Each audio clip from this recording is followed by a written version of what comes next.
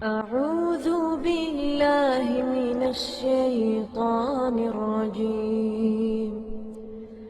بسم الله الرحمن الرحيم.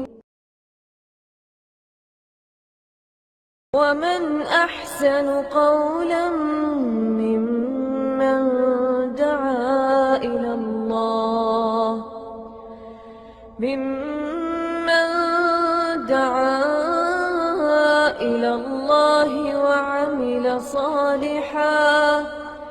وعمل صالحا وقال إنني من المسلمين.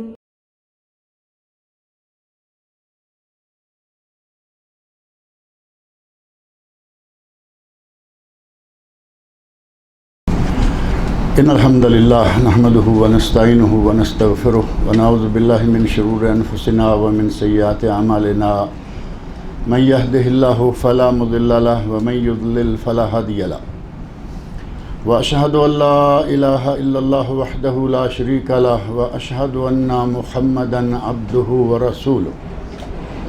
أما بعد فإن خير الحديث كتاب الله وخير الهدي هدي محمد صلى الله عليه وسلم وشر الأمور محدثاتها وكل محدثة بدعة وكل بدعة ضلالة وكل ضلالة في النار.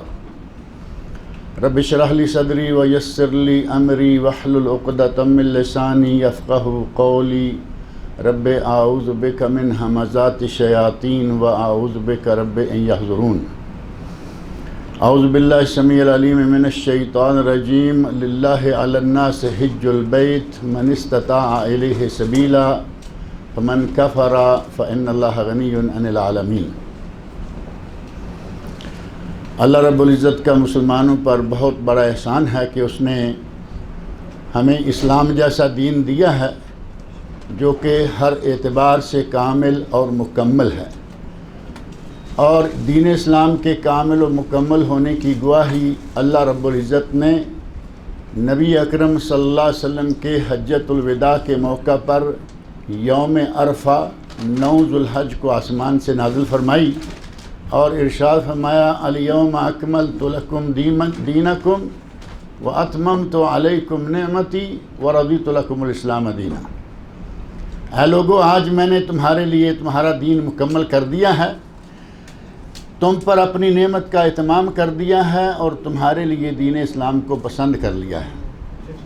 دین اسلام کے احکام بہت آسان ہیں اور انسانی فطرت کے عین مطابق ہیں. کوئی ایسی چیز نہیں ہے کہ انسانی فطرت سے زیادہ مشقت والی ہو یا برداشت سے باہر ہو. حتیٰ کہ حج اسلامی احکام میں سے قدر مشقت والا عمل ہے، جیسا کہ پچھلے درس میں بھی میں نے ذکر کیا تھا. اس میں مال بھی خرچ ہوتا ہے، اس میں محنت بھی لگتی ہے، مشقت بھی اٹھانی پڑتی ہے اور ذکر و دعا بھی ہے. اس لیے حج کو مجموعہ عبادات کہا جاتا ہے کہ حج تمام عبادات کا مالی اس میں، جانی اس میں، زبانی اس میں، ہر طرح کی عبادت اس میں آ جاتی ہے. اور یہ عمل ایسا ہے کہ صرف ہمیں پر نہیں بلکہ کہاں ہزاروں سال پہلے حضرت ابراہیم علیہ السلام کو اللہ نے حکم دیا تھا. سورۃ الحج کی آیت نمبر 27 میں ارشاد فرمایا وَأَذِّنْ فِي النَّاسِ بِالْحَجِّ. اے ابراہیم، لوگوں میں حج کا اعلان کر دیں. یا تو کا رجالن، وہ پیدل آئیں گے، وَعَلَى كُلِّ ضَامِرٍ، اور کمزور لسی ماندی اونٹنیوں پر سوار ہو کر آئیں گے. من کل یاتینا کا من کل فج عمیق، دنیا کے نشیب و فراز سے، پہاڑوں سے، غاروں سے، وادیوں سے، ہر جگہ سے لوگ تمہارے پاس آئیں گے. ابراہیم علیہ السلام کے اس اعلان کو، ابراہیم علیہ السلام کی اس ندا کو اللہ نے اس طرح شرف سے نوازا کہ آج آپ دیکھتے ہیں مکہ مکرمہ میں اس وقت دنیا بھر سے، ساری دنیا کے ہر ملک سے لوگ آئے ہوئے موجود ہیں. اللہ نے ابراہیم علیہ السلام کی آواز کو ساری دنیا تک پہنچا دیا. یہ فریضہ قرآن کریم کی روح سے بھی فرض ہے اور نبی صلی اللہ علیہ وسلم کے ارشادات کی روح سے بھی فرض ہے. ابھی جو میں نے آیت پڑھی ہے اس آیت میں اللہ نے فرمایا ہے للہ علی الناس حج البیت، لوگوں پر بیت اللہ کا حج کرنا فرض ہے، اللہ کا حق ہے۔ اور آگے فرمایا من استطاع الیہ سبیلا، اس کے لیے جو وہاں تک جانے کے، راستے کے اور وہاں رہنے کے اور اپنے گھر والوں کے سارے اخراجات برداشت کر سکتا ہو۔ اب یہ سارے اخراجات، صحابہ نے پوچھا یا رسول اللہ ما السبیل، یہ سبیل کیا ہے، راستہ کیا ہے؟ تو نبی صلی اللہ علیہ وسلم نے ارشاد فرمایا الزاد والراحلہ، زاد راہ ہو اور سواری ہو۔ سواری اپنی ہے یا کرائے کی ہے، کوئی فرق نہیں ہے، کرائے کے لیے پیسے ہوں یا اپنی گاڑی ہے، اپنی بس ہے، وہ آپ کا اپنا ایک ذریعہ ہے۔ نبی صلی اللہ علیہ وسلم نے فرمایا کہ جس آدمی کے پاس زاد و راحلہ ہے اس پر حج فرض ہے، اور خواتین کے لیے حج کے فرض ہونے کی ایک زیادہ شرط ہے، اور وہ ہے کہ کوئی محرم ساتھ ہو۔ اگر عورت کے ساتھ محرم نہیں ہے تو اس عورت پر حج فرض نہیں ہوگا، لیکن اگر وہ کر لیتی ہے، کسی طرح خواتین میں مل کر آ گئی، اور خاص طور پر یہ ہمارے پاک و ہند کے لوگ جو ہیں وہ کچھ بوڑھی عورتوں کو اکٹھا کر کے ان میں کوئی جوان بھی آنا چاہے تو اس کو شامل کر دیتے ہیں، عورتوں کا گروپ بنا دیتے ہیں۔ یہ طریقہ شرعاً جائز نہیں، لیکن اگر اس طرح کی عورت آ جاتی ہے تو اس کا حج انشاءاللہ ہو جائے گا۔ گناہ گار بھی ہوگی کیونکہ اس نے بغیر محرم کے سفر کیا ہے۔ اب اسے چاہیے کہ اللہ رب العزت کے حضور بیت اللہ کے پاس، عرفات میں، منی میں، مزدلفہ میں اللہ تعالیٰ سے معافی بھی مانگے، توبہ بھی کرے کہ میری ایک مجبوری تھی جس کے تحت مجھے یہ کرنا پڑا۔ اللہ تعالیٰ اس کا بھی حج انشاءاللہ قبول فرمائے گا۔ حج کے لیے تیاری اور پھر میقات پر پہنچنا، وہاں سے احرام باندھنا، احرام باندھ کے مکہ مکرمہ پہنچنا اور عمرہ کرنا، یہ سارے مناسک جو ہیں وہ آپ کے سامنے گزشتہ درس میں قدر تفصیل سے ذکر کر دیے تھے۔ آج ہم حج کا مختصر سا نقشہ کھینچیں گے جو کہ حضرت جابر رضی اللہ عنہ کی زبان مبارک سے، نبی صلی اللہ علیہ وسلم کے وہ صحابی جو حج کے موقع پر آپ کے ساتھ تھے، اور سب سے زیادہ مفصل بیان کتب حدیث میں ان کا ہے۔ حضرت جابر بن عبداللہ رضی اللہ عنہما، انہوں نے جو تفصیل بیان کی ہے وہ اتنی مفصل اور اتنی کمپلیٹ ہے کہ بعض اہل علم نے مکمل کتاب لکھی صرف حضرت جابر رضی اللہ عنہ کی روایت کی بنیاد پر، جن میں سے علامہ محمد ناصر الدین البانی رحمۃ اللہ علیہ ہیں، جن کی کتاب ہے حجۃ النبی کما رواہ عنہ جابر، نبی صلی اللہ علیہ وسلم کا حج جس طرح کے حضرت جابر رضی اللہ عنہ نے بیان کیا ہے، یعنی اس طرح کمپلیٹ انداز سے انہوں نے حج کا نقشہ جو ہے وہ ہمارے سامنے رکھا ہے۔ تو ہم نبی اکرم صلی اللہ علیہ وسلم کے اسی حج کے سلسلہ میں یا حضرت جابر رضی اللہ عنہ کے بیان کردہ تفصیلات کے حوالے سے حج مسنون کیا ہے، گزشتہ درس میں بات تھی کہ حج مبرور ہونا چاہیے، اور اگر جنت ملنے کی ضمانت ہے تو حج مبرور پر ہے، صرف اکیلا نہیں، حج مبرور ہوگا، اور مبرور تب ہوگا جب ہم سنت کے مطابق حج کریں گے۔ عمرہ مکمل کر کے حجاج کرام جو کہ تمتع والے ہوتے ہیں، احرام کھول لیتے ہیں، بال کٹوا لیتے ہیں، اور یوم ترویہ 8 ذو الحج تک وہ بغیر احرام کے سادہ لباس میں ہوتے ہیں۔ اس میں غسل کریں، نہائیں، دھوئیں، خوشبو لگائیں، بال کاٹیں، ناخن تراشیں، کچھ بھی کریں، ان کے لیے کوئی ممانعت نہیں رہتی۔ اور جو قران افراد والے ہیں وہ احرام کی حالت میں ہوتے ہیں۔ تمتع والے 8 تاریخ کو مکہ مکرمہ سے جہاں وہ مقیم ہیں، اگر کوئی حرم میں مقیم ہے حرم سے احرام باندھ لے، اگر کوئی کسی ہوٹل میں مقیم ہے ہوٹل سے احرام باندھ لے، اور اگر کوئی منی میں مقیم ہے، آپ کو معلوم ہے کہ ہمارے یہاں کے لوگ جتنے بھی کاروان ہیں ان میں سے اکثریت ان لوگوں کی ہے جو منی میں ٹھہرا دیتے ہیں۔ یہاں سے سیدھے منی میں لے گئے، وہاں اتارا، کہا جاؤ جا کے عمرہ کرو، واپس آؤ، نہ کرو جو تمہاری مرضی ہے، ہم تمہیں اب لے کے جائیں گے عرفات، منی سے عرفات۔ ان لوگوں نے آپ کو رعایت دی ہے منی میں، کوئی بات نہیں ہے، آپ منی میں موجود ہیں، عمرہ کر کے وہیں ٹھہرے ہوئے ہیں۔ 8 تاریخ یوم ترویہ، یوم ترویہ کو ہم نے ظہر سے پہلے جہاں مقیم ہے وہاں سے احرام باندھنا ہے، اور اس وقت احرام باندھتے ہوئے تلبیہ جب شروع کریں گے تو اللہم لبیک بالحج، لبیک اللہم لبیک، یہ تلبیہ کے 2-3 صیغے گزشتہ درس میں ذکر کیے تھے۔ یہاں سے آپ نے تلبیہ کہتے ہوئے اپنا احرام باندھ لیا، احرام پہن لیا۔ جو مکہ میں ہیں تلبیہ کہتے ہوئے وہ مینا کی طرف روانہ ہو جائیں، جو مینا میں ہیں وہ تلبیہ کہتے ہوئے اپنے ہی ٹینٹ میں بیٹھ جائیں، اور یہاں مینا میں آپ نے 5 نمازیں پڑھنی ہیں سنت کے مطابق، ظہر، عصر، مغرب، عشاء اور اگلے دن کی فجر۔ نبی اکرم صلی اللہ علیہ وسلم نے حضرت جابر رضی اللہ عنہ کی حدیث کے مطابق اور دیگر احادیث کے مطابق آپ نے 5 نمازیں مینا میں ادا فرمائیں۔ ہماری عموماً 5 وہاں نہیں ہوتی، ہماری 4 ہوتی ہیں بڑی مشکل سے۔ ایک تو یہ کہ ظہر کی نماز وہاں پڑھیں گے، عصر پڑھیں گے، مغرب پڑھ لیں گے، عشاء پڑھ لیں گے، فجر کی نماز پڑھ کر فجر کے بعد ذکر و اذکار ناشتہ کر کے سورج طلوع ہونے کے بعد سنت یہ ہے کہ عرفات کی طرف روانہ ہوں، سنت یہ ہے۔ لیکن یہ سنت پوری یہاں کے لوگوں کی بہت کم ہوتی، بلکہ باہر سے آئے ہوئے لوگ بھی مجبور ہیں کہ وہ رات کو فجر سے پہلے ہی اپنے ٹینٹوں سے نکل کر عرفات کی طرف روانہ ہو جائیں۔ اور عرفات کی طرف روانگی میں مجبوری کون سی ہے؟ ٹریفک کی مجبوری۔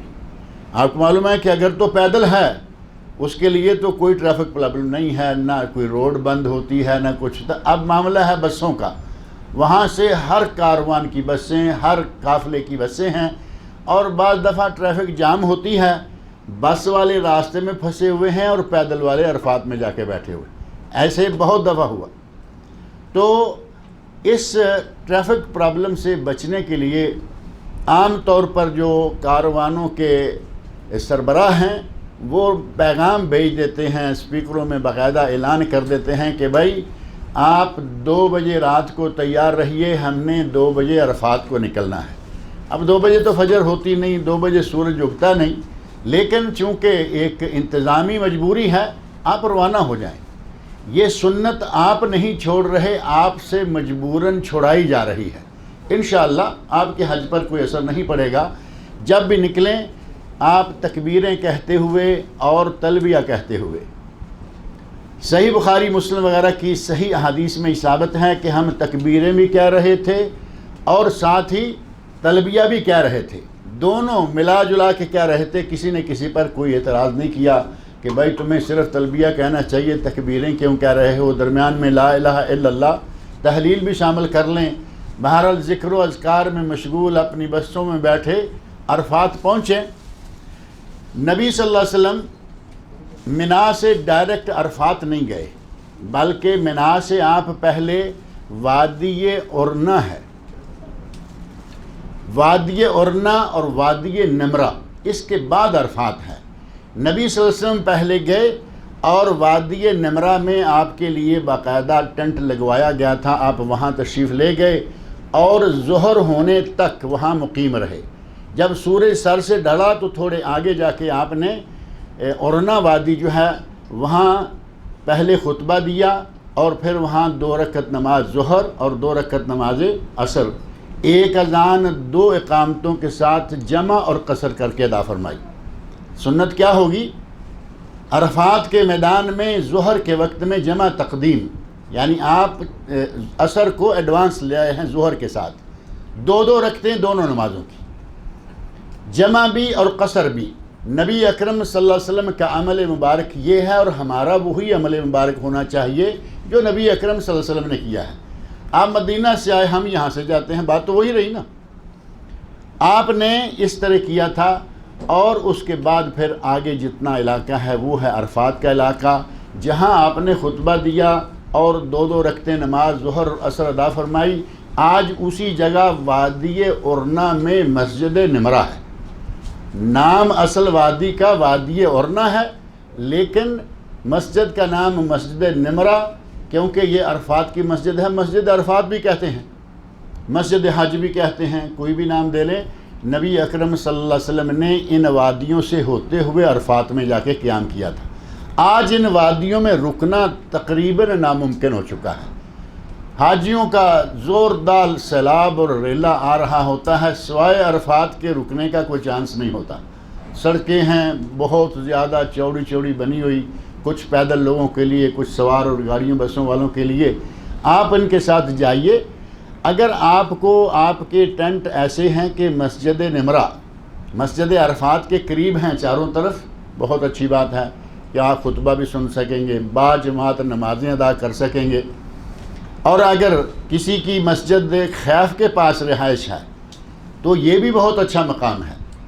مسجد خیف منا میں ہے، اور نبی اکرم صلی اللہ علیہ وسلم کا ارشاد ہے صلی فیہ 70 نبیا، صلی فی مسجد الخیف 70 نبیا، 70 نبیوں نے مسجد خیف میں نماز پڑھی ہے۔ یعنی یہ بڑی مبارک مسجد ہے، اگر اس کے قریب کہیں رہائش مل جائے تو وہاں جا کے آپ باجماعت نمازیں ادا کریں۔ بہرحال عرفات میں آپ کو مسجد کے پاس جگہ مل گئی، فابہا دور مل گئی، کوئی حرج نہیں ہے۔ آپ نے مغرب کی نماز یا مغرب کی اذان تک عرفات میں رہنا ہے۔ میدان عرفات کا وقوف کتنا ہے؟ سورج طلوع ہونے کے بعد سے لے کے مغرب کی اذان تک، اس سے پہلے آپ نکل نہیں سکتے وہاں سے۔ لیکن اگر آپ مغرب کے بعد رکے ہیں، بسیں پھنسی ہوئی ہیں، بسوں میں بٹھا دیا، آپ عرفات میں ہیں، عشاء ہو گئی، عشاء کا وقت بھی گزر گیا، اگر دیکھیں کہ آدھی رات گزرنے جا رہی ہے اور بسیں حرکت نہیں کر رہی، باہر نکل کر مغرب و عشاء کی نماز وہیں ادا کر لیں، کیونکہ یہ فرض ہے۔ سنت ہے وہاں جا کے پڑھنا، اور یہ فرض ہے کہیں فرض کا وقت نہ ضائع ہو جائے۔ باہر نکلیں، بسیں جب جائیں گی پھر جاتی رہیں گی۔ کبھی کبھی ایسا ہو جاتا ہے کہ آپ کو عرفات سے نکلنے کا وقت ہی آدھی رات کے بعد جا کے ملتا ہے، تھوڑا سا وقت مزدلفہ میں جا کے ملے۔ اگر ایسا ہو جائے تو وہیں نماز پڑھ لیں مغرب و عشاء کی۔ غرض یہ کہ اگر کسی کو وہاں رکنے کا موقع دن کو نہیں ملا، یہ بہت نادر سی صورت ہوتی ہے کہ کوئی آدمی حج کے لیے روانہ ہو، حج کے لیے جائے، اسے عرفات میں وقوف کا موقع ہی نہ ملے۔ یہ صورتحال ہو سکتی ہے لیکن ہوتی بہت کم ہے۔ اگر ہو جائے تو آپ کا حج کس طرح مکمل ہو جائے گا؟ ایک صحابی کی مثال آپ کے سامنے ہے۔ نبی اکرم صلی اللہ علیہ وسلم نے فجر کی نماز ادا فرمائی مزدلفہ میں فجر کی نماز پڑھی۔ ایک صحابی آگے جو کہ عرابی تھے، بدو تھے کسی علاقے سے، وہ کہتے ہیں یا رسول اللہ مجھے نہیں معلوم کہ جبل رحمت کس پہاڑ کو کہا جاتا ہے، یعنی عرفات کا پہاڑ کون سا ہے مجھے نہیں معلوم، لیکن میں اپنے بنی تیم کے پہاڑوں سے نکلا ہوں اور راستے میں جو پہاڑ آیا ہے میں اس پر تھوڑا تھوڑا بیٹھتا آیا ہوں، یعنی جو پہاڑ آیا میں نے کہا کہ یہ جبل رحمت ہوگا، آگے آیا یہ جبل رحمت ہوگا، ہر پہاڑ پہ بیٹھتے ہوئے میں اب یہاں پہنچا ہوں۔ تو نبی صلی اللہ علیہ وسلم نے پوچھا کیا تم نے فجر کی نماز ہمارے ساتھ پڑھ لی ہے؟ تو وہ کہنے لگے کہ ہاں میں نے فجر کی نماز آپ کے ساتھ پڑھ لی۔ آپ نے فرمایا تیرا حج مکمل ہو گیا۔ یعنی دن کے وقت پورا دن ان کو موقع نہیں ملا، چلتے آ رہے ہیں، گزرتے آ رہے ہیں، یقیناً ان کو رات کے آخری حصے میں تھوڑا سا موقع ملا کہ وہ میدان عرفات میں جبل رحمت اور بیٹھ کے آگے فجر کی نماز مزدلفہ میں پڑھ لی۔ وہ ظاہر ہے کہ نہ رش کا وقت تھا نہ کوئی ایسی بات تھی، وہ جلدی پہنچ گئے، فجر کی نماز جا کے آپ کے ساتھ پڑھی۔ آپ نے فرمایا کہ تیرا حج مکمل ہو گیا۔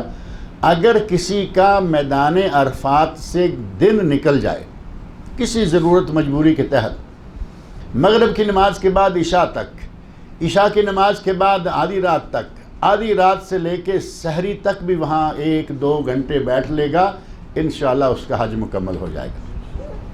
یہ ہے یوم عرفہ۔ یوم عرفہ کو نبی اکرم صلی اللہ علیہ وسلم نے کس طرح گزارا، ہمیں بھی اسی طرح گزارنا چاہیے۔ نبی صلی اللہ علیہ وسلم جب میدان عرفات میں پہنچے تو آپ اپنی اونٹنی پر سوار ہیں اور قبلہ شریف کی طرف منہ ہے اور ذکر و دعا میں اس طرح مصروف ہیں کہ اونٹنی پر سوار ہاتھ، کتب حدیث میں موجود ہے رفع یدیہ الی صدرہ، آپ نے اپنے ہاتھوں کو سینے تک اٹھایا ہوا ہے۔ کئی لوگ ہیں ایسے دعا مانگ رہے، منہ نیچے کو، ہاتھ اوپر کو، عجیب سی حالت۔ اگر ساتھ والا ذرا کونی مار کے کہے نا کیمرہ تمہاری طرف آ رہا ہے، فوراً اب منہ کیمرے کو۔ اب یہ حرکتیں وہاں نہ کریں، آپ اللہ کے لیے حج کرنے گئے ہیں، کیمرے کو چھوڑیں، ان میڈیا کو چھوڑیں۔ نبی صلی اللہ علیہ وسلم آپ کے دونوں ہاتھ جو ہیں وہ سینے تک اٹھائے ہوئے ہیں.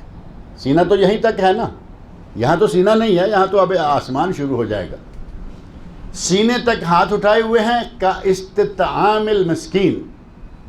حدیث میں صحابی کہتے ہیں کہ آپ کا انداز پھر دعائیں اور ذکر کرنے کا ایسا تھا جیسے مسکین کسی سے کھانا مانگ رہا ہے. مسکین آدمی بھوکا ہو, وہ کھانا مانگے تو کیسے مانگے گا؟ بھائی میں بہت بھوکا ہوں, مجھے کھانا دے دو. ایسا کبھی نہیں کوئی کرتا. مسکین جا کے وہی کرتا ہے کہ میں بھوکا ہوں, مجھے کھانا دے دو. انتہائی عاجزی اور انکساری کا انداز اختیار کیے ہوئے نبی اکرم صلی اللہ علیہ وسلم مغرب کے قریب تک اس طرح ذکر و دعا میں مشغول رہے. سب سے بہترین دعا یا بہترین ذکر جو میدان عرفات میں کرنا ہے, نبی صلی اللہ علیہ وسلم ارشاد فرماتے ہیں خیر ما دعوت بہ انا والنبیون من قبلی. میں نے اور مجھ سے پہلے نبیوں نے جو سب سے بہترین دعا مانگی ہے وہ کون سی ہے؟ لا الہ الا اللہ وحدہ لا شریک لہ لہ الملک ولہ الحمد وہو علی کل شیء قدیر. کلمات ذہن میں رہیں گے نا, اس میں ہمارے عام اس کلمے سے کلمات کم ہیں. لا الہ الا اللہ وحدہ لا شریک لہ لہ الملک ولہ الحمد وہو علی کل شیء قدیر. فرمایا سب سے بہترین دعا اور سب سے بہترین ذکر یہ ہے جو میں نے کیا اور مجھ سے پہلے نبیوں نے کیا. گویا کہ تمام انبیاء کا اور نبی صلی اللہ علیہ وسلم کا منتخب اور اختیار فرمودہ ذکر یہ ہے. اس کے علاوہ آپ دعائیں مانگے, قرآن کریم میں دعائیں ہیں, نبی صلی اللہ علیہ وسلم کی احادیث میں دعائیں ہیں, اور دعاؤں پر مشتمل کوئی معتبر کتاب آپ کے پاس ہو, اس سے دعائیں پڑھ کے بھی مانگیں, کوئی حرج نہیں. لیکن کوشش کریں کہ جو دعا مانگیں آپ کو اس کا ترجمہ بھی معلوم ہو کہ آپ مانگ کیا رہے ہیں, تاکہ دعائیں مانگنے کے دوران وہ طواف والی اور صحیح والی دعاؤں والا مشینی انداز نہ شروع ہو جائے کہ پتہ نہیں کیا مانگ رہے ہیں لیکن پڑھتے چلے جا رہے ہیں. دعائیں سمجھ کر مانگیں. اللہ رب العزت سے آپ کیا طلب کر رہے ہیں وہ آپ کے ذہن میں ہونا چاہیے. یہاں نبی اکرم صلی اللہ علیہ وسلم نے جبل رحمت کے پاس وقوف فرمایا. جبل رحمت جس جگہ موجود ہے اس کے چاروں طرف گول دائرے کی شکل میں, چونکہ پہاڑ ہے, گول دائرے کی شکل میں گزرنے کے لیے جگہ ہے. آگے بھی پتھر ہیں, پیچھے بھی پتھر ہیں, درمیان میں گول گھومنے کا راستہ ہے. یہاں اس راستے کی جو باہر کی پتھریلی چٹانیں ہیں, نبی صلی اللہ علیہ وسلم نے اپنی اونٹنی قصوہ, احادیث حج میں یہ بات موجود ہے کہ نبی صلی اللہ علیہ وسلم حج کے موقع پر جس اونٹنی پر سوار تھے اس اونٹنی کا نام تھا قصوہ. آپ قصوہ پر سوار ہیں. قصوہ کے اگلے پاؤں ان پتھریلی چٹانوں پر ہیں جو کہ راستے سے باہر ہیں, منہ قبلہ شریف کی طرف ہے, اور آپ اس کے اوپر سوار ہیں. اور ذکر و دعا اس سارے دن میں آپ نے اتنے اچھے اور بھرپور انداز سے کیا کہ صحابہ کو شک ہونے لگا کہ شاید آپ روزہ رکھے ہوئے ہیں. ہماری حالت جو عرفات میں ہوتی ہے ہمیں معلوم ہے, آپ بھی یقیناً جانتے ہوں گے, سورج نکلتے سے پہلے ناشتہ شروع ہو گیا. وہاں جو رات کو جا کے پہنچ جاتے ہیں, سورج نکلنے سے پہلے ناشتہ آ گیا. ظہر کے قریب ابھی نمازیں شروع نہیں ہوتی, دیگیں کھلنے کا پتہ چلتا ہے کہ خوشبو آنا شروع ہو گئی, بریانی پک گئی ہے, کھانا تیار ہو گیا, جوس سارا دن, کھانا سارا دن. ہمیں تو وہاں ایسے لگتا ہے کہ جیسے آدمی کو پکنک پہ آیا ہوا ہے. نبی صلی اللہ علیہ وسلم کا انداز مبارک یہ ہے کہ گویا آپ نے روزہ رکھا ہوا. ہم میں سے کبھی کسی پہ شک گزر سکتا ہے کہ یہ آدمی روزے سے ہوگا؟ ناشتہ کر رہا ہے, تھوڑی دیر کے بعد جوس پی رہا ہے, تھوڑی دیر بعد آئی آئس کریم آ گئی. آپ کے علم میں ہے نا, وہاں بعض کاروان باقاعدہ آئس کریم منگواتے ہیں, کھلاتے ہیں. کبھی دیکھو تو کہیں گے جی البیک آ گیا ہے, دوپہر کا وقت کھانا البیک سے آ رہا ہے. مشہور و معروف وہاں کا ایک ہوٹل ہے. تو آج کل تو کچھ لوگوں نے اتنا مشہور کر رکھا ہے, کہتے ہیں کہ جس نے البیک نہیں کھایا اس نے لبیک نہیں کہا. نام بھی دیکھو ملتا جلتا ہے. جس نے البیک نہیں کھایا اس نے لبیک ہی نہیں کہا, گویا کہ اس کا ان کے نزدیک حج یا عمرہ ہی نہیں ہے. اتنا فرض قرار دے دیا گیا البیک کو. لیکن بیک کا بھی آپ کے یہاں غالباً دمام میں بھی پہنچنا شروع ہو گیا ہے. نبی اکرم صلی اللہ علیہ وسلم کی سنت کو فالو کرنے کی ہر ممکن کوشش کریں. کھائیں پئیں منع نہیں، آپ دوپہر بھی کھائیں، کیونکہ حاجیوں کے لیے یہاں بھی ایک مسئلہ ذہن میں رکھیں، حاجیوں پر روزہ نہیں ہے، وہاں روزہ رکھنے کی ضرورت نہیں ہے. روزہ باہر کے لوگ رکھیں، مکہ میں، مدینہ میں، باہر کے شہروں میں، باہر کی دنیا میں لوگ جو ہیں وہ روزہ رکھیں یوم عرفہ کا، اور اس کا بڑا ثواب ہے.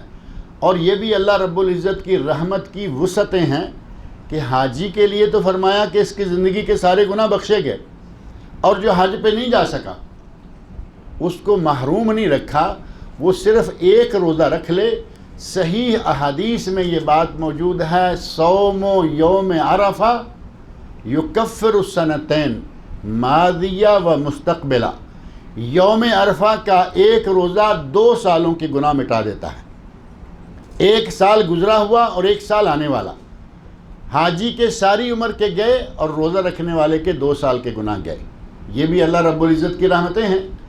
لیکن وہاں میدان عرفات میں حاجی روزہ نہ رکھیں، کیونکہ اگر انہوں نے اپنا حج صحیح طریقے سے کر لیا تو ان کے گناہ انشاءاللہ سارے بخشے جائیں گے. جیسا کہ حدیث پچھلے درس میں ذکر کی تھی، نبی صلی اللہ علیہ وسلم کے بارے میں لوگوں کو شک ہو گیا کہ شاید آپ روزہ رکھے ہوئے ہیں، آپ کچھ کھا نہیں رہے، کچھ پی نہیں رہے، مسلسل ذکر، مسلسل دعائیں، جیسے کوئی مسکین کسی سے کھانا مانگ رہا ہے. اس حالت میں دیکھ کر کچھ لوگوں کو شک ہوا کہ آپ نے روزہ رکھا ہوا ہے. چیمیں گئیاں شروع ہو گئی. نبی صلی اللہ علیہ وسلم کی چچی حضرت عباس رضی اللہ عنہ کی بیوی حضرت ام الفضل رضی اللہ عنہا، انہوں نے دودھ کا پیالہ لیا اور نبی صلی اللہ علیہ وسلم کی طرف بڑھایا، کیونکہ آپ اونٹ پر سوار تھے. نبی صلی اللہ علیہ وسلم نے اپنی چچی سے دودھ کا پیالہ لیا اور نوش فرمایا. لوگوں میں جو چیمیں گوئیاں شروع ہوئی تھیں کہ روزے سے ہیں نہیں ہیں، روزے سے ہیں نہیں ہیں، معاملہ کلیئر ہو گیا کہ آپ نے روزہ نہیں رکھا ہوا. اس انداز سے یوم عرفہ کو آپ نے بھرپور انداز سے دعائیں مانگنے میں، ذکر کرنے میں گزارنا ہے. وہاں 2 ہی نمازیں ہوں گی، 2 رکعتیں دونوں کی. ایک اذان، جو لوگ دور ہیں مسجد نمرہ سے دور ہوں گے اپنے ٹینٹوں میں، باقاعدہ اذان کہیں، جماعت کرائیں. ایک اذان اور 2 اقامتیں، یعنی ظہر کے لیے الگ اقامت اور عصر کے لیے الگ اقامت. با جماعت نمازیں ادا کریں، ذکر و اذکار کریں، اس میں مصروف رہیں، اور جو افضل ترین دعا ہے اس کو بکثرت دہرائیں، بار بار دہرائیں. اور اگر دعا مانگنے کے لیے قبلہ رو ہو کر کھڑے ہو کر مانگیں تو یہ زیادہ نبی صلی اللہ علیہ وسلم کی سنت کے مشابہ ہے، کیونکہ آپ اونٹنی پر سوار قبلہ رو ہیں. آپ بھی کھڑے ہو جائیے، قبلہ رو ہو جائیے، اور وہاں اپنے گھروں کی باتیں چھیڑ لینا، وہاں جا کے بحث مباحثے شروع کر دینا. عرفات کا دن کتنا وقت ہوگا؟ 10-12 گھنٹے کل ملیں گے. ان 10-12 گھنٹوں کو جنگ و جدال میں کبھی کبھی ایسا ہو جاتا ہے کہ وہاں ایک مسئلہ چھیڑ کر سارا دن ضائع کر لیں گے، اسی کے پیچھے وہ اپنی دلیلیں. یہ تحقیق کا میدان نہیں ہے، یہ عبادت کی جگہ ہے. علم و تحقیق اور چیز ہے، عبادت اور چیز ہے. البتہ کسی کو غلط کام کرتے ہوئے دیکھیں، اسے منع کریں. بعض دفعہ ایسا سلسلہ چھڑ جاتا ہے. ایک موقع پہ ایسا ہوا کہ ایک آدمی اپنی تصریح لے کے آیا ہوا ہے. تصریح جو یہاں حج کی معروف ہے نا، لا حج بدون تصریح، جو سڑکوں پہ بھی لکھا ہوا مل رہا ہے، وہ تصریح لے کے آیا ہوا تھا. اور جس کارواں میں ہم تھے اس کارواں میں کچھ لوگ وزٹ والے اور کچھ لوگ بغیر تصریح کے تھے. انہیں پتہ چل گیا کہ کچھ لوگ ایسے بھی ہیں. میدان عرفات میں جا کے ایسے اس بات کو کھینچا، اتنا لمبا کھینچا کہ ایک بہت بڑا مسئلہ بنا دیا کہ ان لوگوں کا حج نہیں ہوگا. تصریح لینا گورنمنٹ کی طرف سے آرڈر ہے، بہت اچھی بات ہے، تصریح لے کر جائیں. لیکن یہ ذہن میں رکھیں کہ اگر کوئی کسی بھی طرح اپنے مناسک حج مکمل کر لیتا ہے، تصریح ہے یا نہیں ہے، اس کا حج ہو جائے گا. اللہ کا یہ گناہ گار نہیں، لیکن گورنمنٹ کا گناہ گار ہے. گورنمنٹ نے تصریح لگائی ہے، یہ نہیں لے کے جا رہا. اگر پکڑا گیا تو معلوم ہے نا کیا ہوگا؟ وہ اسٹیمپ مار دیتے ہیں، چھوڑ دیتے ہیں، جاؤ اپنا حج مکمل کرو. اگلے مہینے، اس سے اگلے مہینے جیسے ہی اس کا اقامہ فنش ہوگا، رینیول کے لیے جائیں گے نہیں، کہیں گے اس کا بوریا بسترا اٹھواؤ اور اسے اس کے ملک بھیج دو. یہ سزا جو ہے یہ ہوگی، لیکن اللہ رب العزت کی طرف سے چونکہ یہ 5 سال کی مہر اور یہ جوازات کے جو قوانین ہیں گورنمنٹ کے بنائے، ان کی پیروی کرنا چاہیے. یقیناً اسلامی حکومت ہے، انتظامی امور ہیں، ان کی پیروی کریں. لیکن ایک آدمی مکہ میں موجود ہے، ایک آدمی میدان عرفات میں موجود ہے، ڈیوٹی ایسی ہے کہ وہ میدان عرفات میں احرام بھی باندھ سکتا ہے اور پھر باقی کام بھی کر سکتا ہے، اس کے پاس تصریح نہیں ہے. کون آدمی فتویٰ دے گا کہ اس کا حج نہیں ہو سکتا؟ بات سمجھ رہے نہیں؟ تصریح ضروری ہے لیکن سرکاری ہے، یہ چیز شریعت سے ثابت نہیں ہے. ایسا کھینچا کہ تصریح نہیں ہے، ان کا حج نہیں ہے، یہ نہیں ہے. اور آپ یقین مانیں گے کہ 2-3 سال کے اندر اس کی والدہ وزٹ پر آ گئی، اور وہی صاحب کہہ رہے ہیں کہ ہمیں کسی کے ساتھ بھیج دو یا اپنے ساتھ لے جاؤ اور والدہ کو بھی لے کے جانا ہے. اور آپ کو معلوم ہے کہ قانوناً وزٹ والے کی تصریح نہیں بنتی، تو والدہ کو بغیر تصریح کے حج کروایا. اس طرح کی جنگ و جدال، اس طرح کے بحث مباحثے، بلا وجہ قسم کی باتیں، حتیٰ کہ علمی بحث مباحثہ بھی نہیں ہونا چاہیے. میدان عرفات جو ہے وہ عبادت کی جگہ ہے، وہاں عبادت کریں، سارا دن مصروف رہیں، اور جیسے ہی مغرب کی نماز ہو، جیسے میں نے ذکر کیا، اذان ہوگی وہاں اور نماز نہیں ہوگی، وہاں سے آپ روانہ ہو جائیں گے. نبی اکرم صلی اللہ علیہ وسلم وہاں سے روانہ ہوئے، اونٹنی پر سوار ہوئے. راستے میں جہاں کہیں دیکھا کہ آگے راستہ خالی ہے، اونٹنی کو تیز کر دیتے، نکیل کو ڈھیلا چھوڑتے، وہ تیز ہو جاتی. جہاں کہیں دیکھتے کہ رش ہے، نکیل کو کھینچ لیتے. لوگوں کو دیکھا کہ افراتفری بنی ہوئی. اب ظاہر ہے کہ تقریباً 1.5 لاکھ لوگ اس وقت حج میں تھے. آج تو ماشاءاللہ بے شمار ہوتے ہیں، 1.5 لاکھ اس وقت بھی تھے.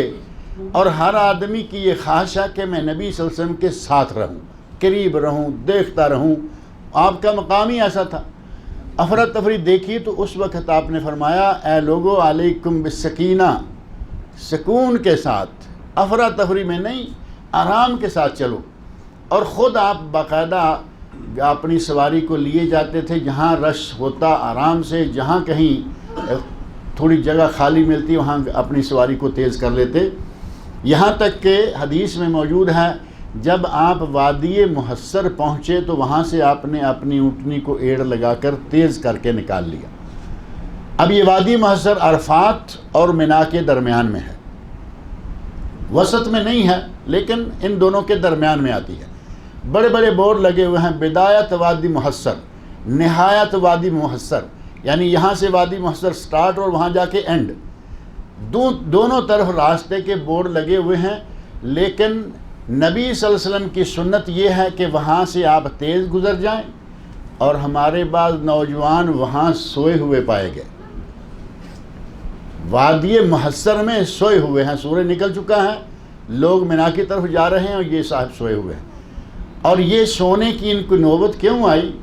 یہ جب مزدلفہ سے نکل کر آگے آتے ہیں تو اس وقت یہ سمجھتے ہیں کہ ہم منا کے قریب جا کے کہیں سوئیں گے تاکہ صبح نماز پڑھیں اور سیدھے جمرہ کبریٰ پر ہوں. ایسا کرنا صحیح نہیں ہے کہ جہاں سے تیز گزرنا ہے وہاں آپ رات گزار رہے ہیں، سو رہے. غرض یہ کہ عرفات سے آپ مزدلفہ آئیں. یہ ہے لیلۃ المزدلفہ، اور اسے ہی کہا جاتا ہے لیلۃ الجمع. نبی صلی اللہ علیہ وسلم نے جہاں اونٹنی کھڑی کی تھی وہاں کھڑی رکھی، اور آپ نے ارشاد فرمایا وقفت ہاہنا وعرفہ کلھا موقف، میں نے تو یہاں وقوف کیا ہے لیکن پورے کا پورا عرفات کا میدان ہی موقف ہے. کسی کو جہاں بھی جگہ مل جائے اس کا حج مکمل ہوگا. اور عرفات کا وقوف حج کا رکن اعظم ہے. نبی اکرم صلی اللہ علیہ وسلم فرماتے ہیں الحج عرفہ، حج تو نام ہی وقوف عرفات کا ہے. یعنی وقوف عرفات کسی کا چھوٹ گیا مکمل، اب اس کو کوئی دم، کوئی کفارہ اور کوئی بھی جرمانہ جو ہے وہ اس کو پورا نہیں کر سکتا، اس کا حج نکل گیا. لہذا وقوف عرفات کے بعد آپ جب مزدلفہ پہنچے تو مزدلفہ پہنچنے کے ساتھ ہمارے لوگوں کی عادت یہ ہوتی ہے کہ جاتے ہی کنکریاں تلاش کرنا شروع کر دیتے ہیں. مزدلفہ میں پہنچے، کنکریاں ابھی نماز پڑھنا باقی ہے، اور یہ جاتے ہی کنکریاں اکٹھی کر لیں کہ ابھی نماز کے بعد سارے لوگ شروع ہو جائیں گے کنکریاں اکٹھی کرنے، کہیں ایسا نہ ہو کہ کنکری نہ ملے۔ نبی صلی اللہ علیہ وسلم کی سنت کیا ہے؟ آپ گئے، جا کے آپ نے اذان کہلوائی، ایک اذان اور 2 اقامتوں کے ساتھ مغرب اور عشاء جمع اور قصر کر کے پڑھی، 3 فرض مغرب کے، 2 رکعتیں عشاء کی، اور آپ نے اس سے پہلے اور اس کے بعد کوئی نفل، کوئی حتیٰ کہ وتر بھی نہیں پڑھی۔ علامہ ابن قیم رحمۃ اللہ علیہ جو بہت بڑے متبحر عالم ہیں، وہ کہتے ہیں کہ نبی صلی اللہ علیہ وسلم نے ساری عمر میں کبھی بھی وتر نہیں چھوڑے، سوائے اس رات کے۔ اس رات آپ نے وتر بھی نہیں پڑھی۔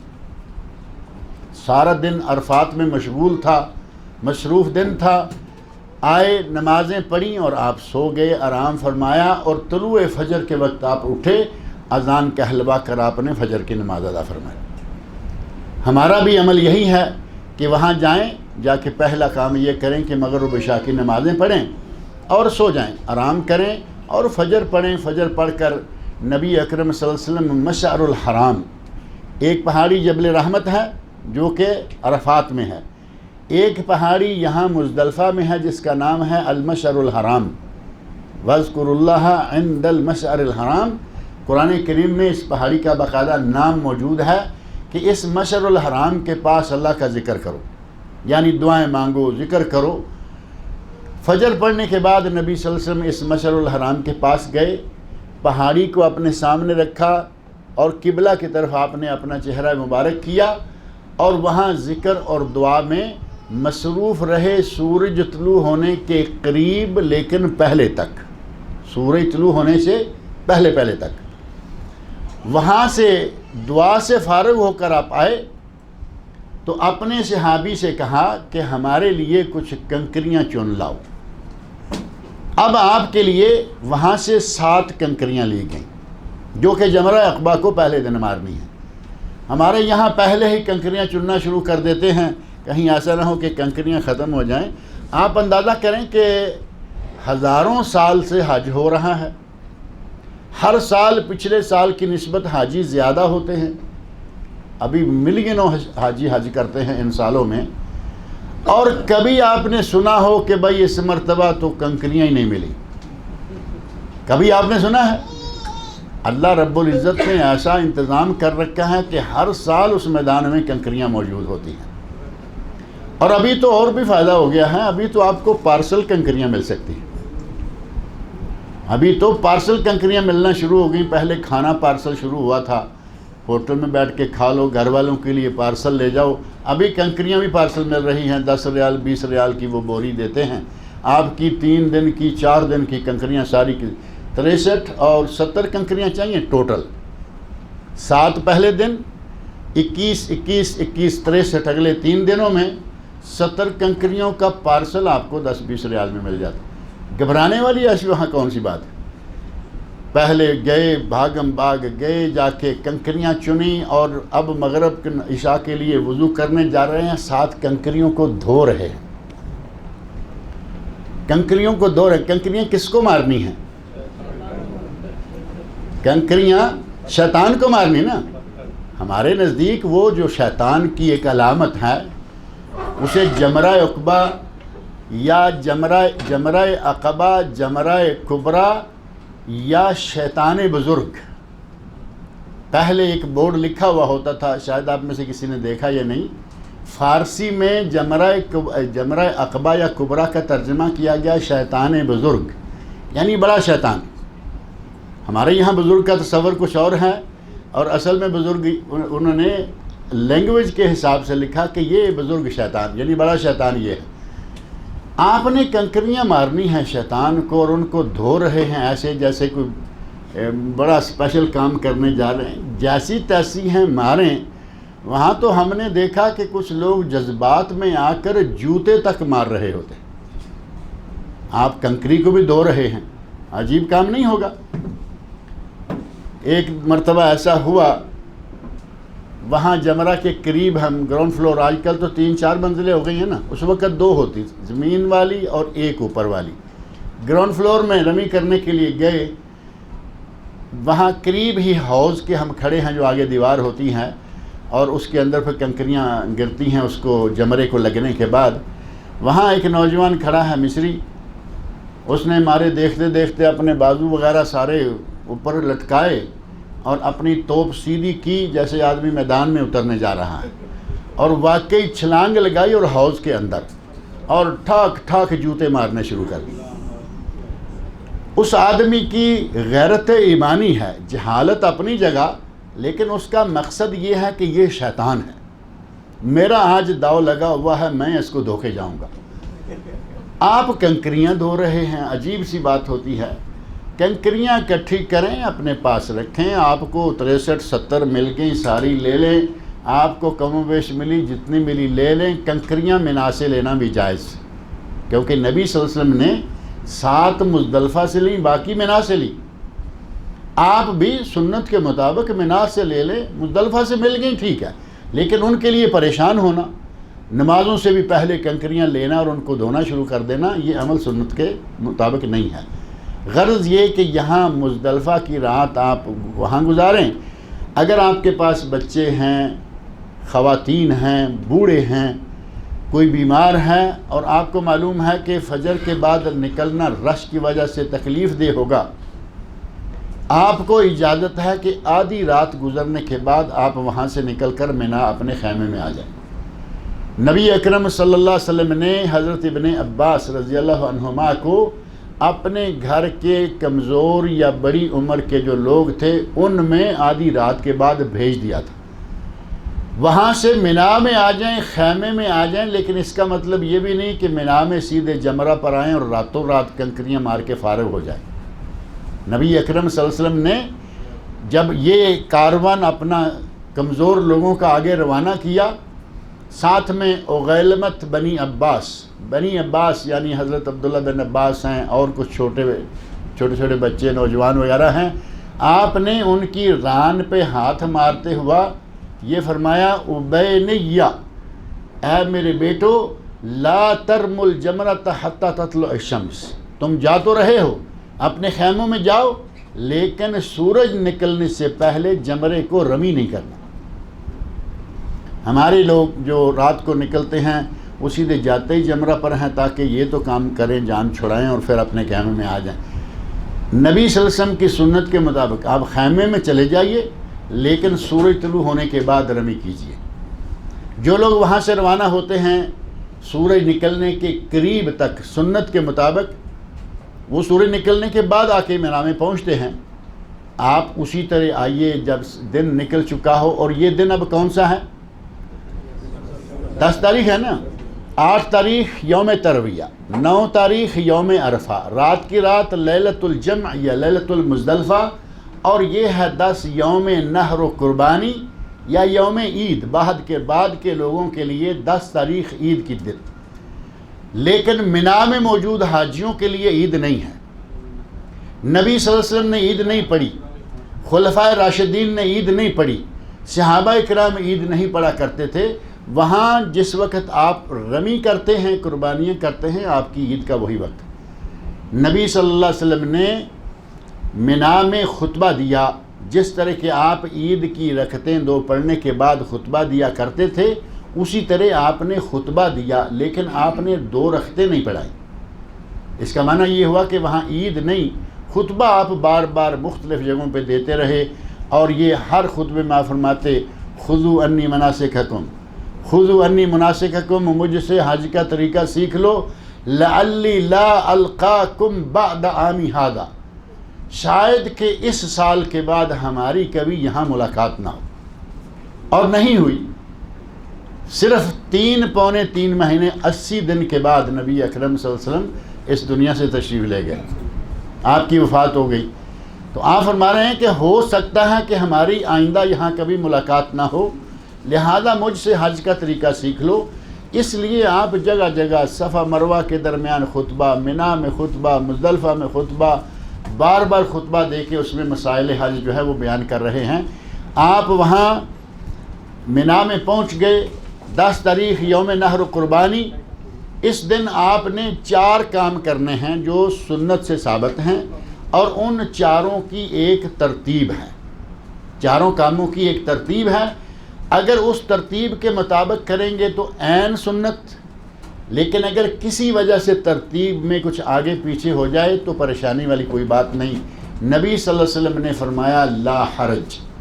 چاروں کی ترتیب میں تبدیلی کے بارے میں صحابہ نے سوال کیے کہ میں نے یہ کام پہلے کر لیا بعد میں کرنا تھا، وہ میں نے بعد میں کیا جو پہلے کرنا تھا۔ آپ نے فرمایا لا حرج، لا حرج، یعنی کوئی بات نہیں، آپ نے جو کر لیا ٹھیک ہے لیکن کر لیا۔ یہ 4 کام جو یوم نحر کو کرنے ہیں 10 تاریخ کو، وہ کون سے ہیں؟ سب سے پہلا کام یہ ہے کہ آپ رمی جمرہ یعنی شیطان کو کنکر ماریں گے، اور 10 تاریخ کو صرف جمرہ عقبہ، جمرہ کبریٰ یا شیطان بزرگ، صرف ایک کو 10 تاریخ کو، باقی 2 کو نہیں چھیڑنا، ایک ہی کو مارنے ہیں اور واپس اپنے ٹینٹوں میں اپنی جگہ پہ آ جائیں۔ رمی کا طریقہ کیا ہے؟ نبی اکرم صلی اللہ علیہ وسلم جب منا پہنچے تو آپ منا پہنچتے ہی آپ نے رمی کی 7 کنکری، ہر کنکری کے ساتھ اللہ اکبر، ہر کنکری کے ساتھ اللہ اکبر، ایک مرتبہ شروع میں بسم اللہ کہہ لیں، ہر کنکری ایک ایک کر کے اکٹھی ساتھ مار دیں گے تو وہ شمار نہیں ہوں گی، آپ کی گویا کہ رمی نہیں ہوئی۔ اور کنکریاں مارنے کے لیے جائز ہے کہ آپ خود ماریں، اور جائز ہے کہ آپ اپنے کسی نوجوان عزیز کو دے دیں کہ بھائی ہماری بھی مار کے آ جاؤ، آدمی بزرگ ہے، تھک گیا، رات دن پورا یوم عرفہ لیلۃ المزدلفہ صحیح آرام نہیں ہو سکا، یا چلتے ہوئے زیادہ چلنے کے نتیجہ میں پاؤں میں چھالے آ جاتے ہیں، یہ تو نارمل سی باتیں ہوتی ہیں حج کے دوران۔ اگر کسی کو کوئی بھی عذر ہے تو وہ کسی کے ذریعے کنکریاں مروا سکتا ہے، جس طرح کی قربانی بھی ذبح کروا سکتا ہے، لیکن کنکریاں مارنے والے کے لیے واجب ہے کہ پہلے اپنی 7 کنکریاں ایک ایک کر کے مارے، پھر بیوی کی، پھر باپ کی، پھر دوست کی، جیسے بھی جن جن کی بھی ہے۔ ہوتا یہ ہے کہ لوگ کنکریاں مارنے کی ذمہ داری لے لیتے ہیں، کہا کہ ٹھیک ہے جی ہم آپ کی مار کے آ جائیں گے، خیمے میں اپنے والدین ہیں مثال تو ساتھ، اور بیوی بچے ہیں، 4-6 لوگوں کی کنکریاں لے لی، ہر آدمی کی طرف سے 7 کنکریاں ہیں۔ اب زیادہ لمبا نہ کریں، بیوی کی لے لیں، ماں کی لے لیں، باپ کی لے لیں، یہ 3 کا تو نارمل ہے نا، بچے ہیں تو ٹھیک ہے، نہیں تو بہرحال ان کی ہوتی ہے۔ بچے لوگ جدہ میں چھوڑ لیتے ہیں، بچے لوگ ادھر ادھر بھی، ہمارے خاص طور پر لوکل جو ہیں وہ ساتھ نہیں لے کے جاتے، حالانکہ بچوں کو حج کرانا چاہیے، اور بچے کا حج مکمل حج شمار ہوگا، بچے کے نامہ اعمال میں ثواب جائے گا اور والدین کو بھی اس کا ثواب ہوگا۔ اور بچوں کے حج کے باقاعدہ دلائل موجود ہیں۔ نبی اکرم صلی اللہ علیہ وسلم نے جب اعلان کیا حج کا کہ میں اس سال حج کے لیے جا رہا ہوں، اس سال دنیا کے کونے کونے سے جہاں تک اسلام پہنچا ہوا تھا، بدو تھے، شہری تھے، صحراؤں میں تھے، پہاڑوں میں تھے، جہاں جہاں اعلان پہنچا کہ میں حج کر رہا ہوں، لوگ روانہ ہو گئے مکہ کی طرف۔ راستے میں ایک کاروان ملا اور کاروان والوں نے پوچھا کہ آپ کون ہیں، یعنی انہیں نہیں معلوم کہ نبی صلی اللہ علیہ وسلم یہی ہمارے نبی ہیں، یعنی ابھی تک وہ صحابی نہیں تھے، مسلمان تھے، سنا اسلام اور قبول کر لیا۔ صحابی تو تب بنیں گے نا جب دیکھ لیں گے، دیکھا نہیں، پوچھا کہ آپ کون ہیں، آپ نے فرمایا رسول اللہ، میں اللہ کا رسول ہوں۔ جب یہ بات ہوئی تو ایک خاتون نے اپنی گود سے بچہ ایسے اونچے کیا اور کہا الہذا حج، اے اللہ کے رسول یہ میرا بچہ ہے، کیا اس کا بھی حج ہوگا؟ فرمایا نعم ولک اجر، یہ تیرا بچہ ہے، اس کا بھی حج ہوگا اور تجھے اجر ملے گا۔ یعنی بچے کا حج کا گویا کہ 2 حجوں کا مسئلہ ہوگا، بچے کا بھی حج ہو جائے گا اور ماں باپ کو بھی پورے حج کا ثواب ملے گا۔ اگر کسی نے اپنے ساتھ 2-3 بچے لے لیے تو وہ تو کما گئے، اپنا حج بھی کر لیا، 3-3 4-4 حج ساتھ اور بھی ہو گئے، ایک ٹور میں 5-5 حج۔ لیکن ہمارے تھوڑی سی آسانی کی خاطر نہیں جی ہم جدہ میں اپنے ریلیشنز ہیں وہاں چھوڑ کے جا رہے ہیں۔ بہرحال اگر کسی کے ساتھ بچے ہیں، بیوی ہے، والدین ہیں، آپ 5 لوگ لے لیں، 5 لوگوں کی کنکریاں مارنی ہیں تو کتنی ہو جائیں گی؟ کتنی دیر لگائی آپ نے جواب دینے میں، یہ کون سا اتنا بڑا حساب کا مسئلہ تھا؟ 35 کنکریاں ہو گئیں۔ اب 35 کنکریاں ہاتھ میں تو آتی نہیں، اب ذرا کہ تھیلی بوتل جیسا کہ لوگ لیے پھرتے ہیں، یہ پانی کی بوتل یہ بھری ہوئی ہے، وہ سوچتا ہے کہ یہ میں ساری ایک ایک کر کے ماروں گا تو وقت لگے گا، تو وہ ایک دو مٹھی بھر کے پھینک دیتا ہے۔ اس طرح کنکری ماری ہوئی رمی شمار نہیں ہوگی، گویا کہ اس فیملی کی رمی نہیں ہوئی، اور رمی چھوٹ گئی تو اس پر دم واجب ہے، ورنہ حج نہیں ہوگا۔ یہ بات ذہن میں رکھیں، ایک ایک کنکری، ہر کنکری کے ساتھ تکبیر اللہ اکبر، یہ ضروری ہے۔ اور ساتھ ہی یہاں جمرہ عقبہ جو ہے اس کے پاس کھڑے ہو کر دعا مانگنے کی کوئی حدیث نہیں ہے۔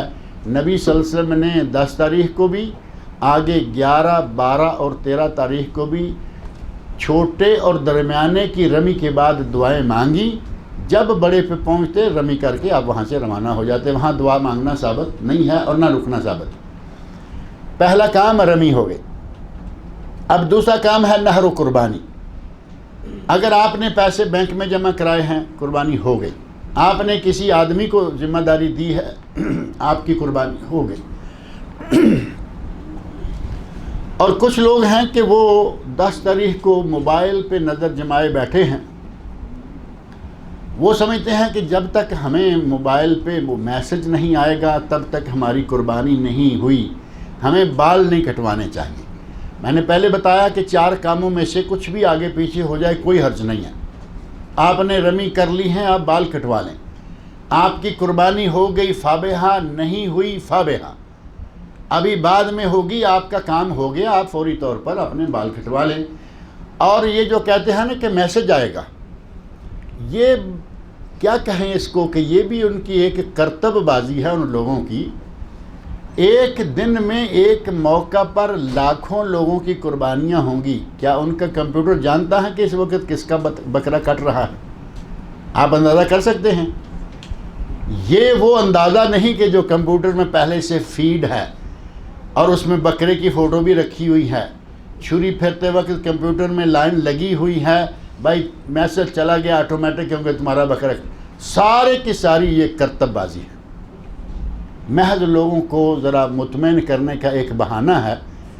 آپ کیا بکرا ذبح ہو گیا، سمجھ لیں کہ ذبح ہو گیا، جیسے آپ رمی سے فارغ ہوں، اگر بکرا خود نہیں کرنا تو بال کٹوائیں، خود کرنا ہے تو پہلے بکرا۔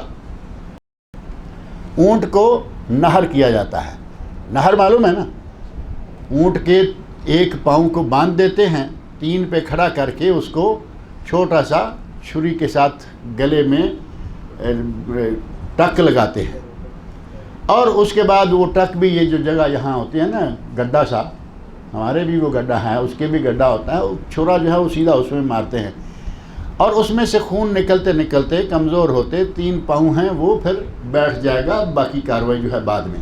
یہ ہے نہر۔ اور جانور کو نہر یا قربان کرتے وقت اسے قبلہ رو کر لینا چاہیے، اس کا منہ جو ہے، ایک گزشتہ سالوں میں ایک چھوٹا سا کلپ وائرل ہوا بڑا، اس میں باڑا ہے، باڑے میں 20-30 اونٹ ہیں، نوجوان اچھی طرح تیار ہے، بڑی تیز چھری اس نے لی ہوئی ہے، یہاں چھری مارتا ہے گھومتا گھومتا، وہ اونٹ بیچارہ بلبلاتا تکلیف دار ہے، وہ ادھر گیا ادھر جا کے کسی اور کو چھری مار دی، دیکھتے دیکھنے اس نے پورا باڑا 10-15 منٹ کے اندر اندر لٹا دیا۔ یہ طریقہ کار بالکل غلط ہے۔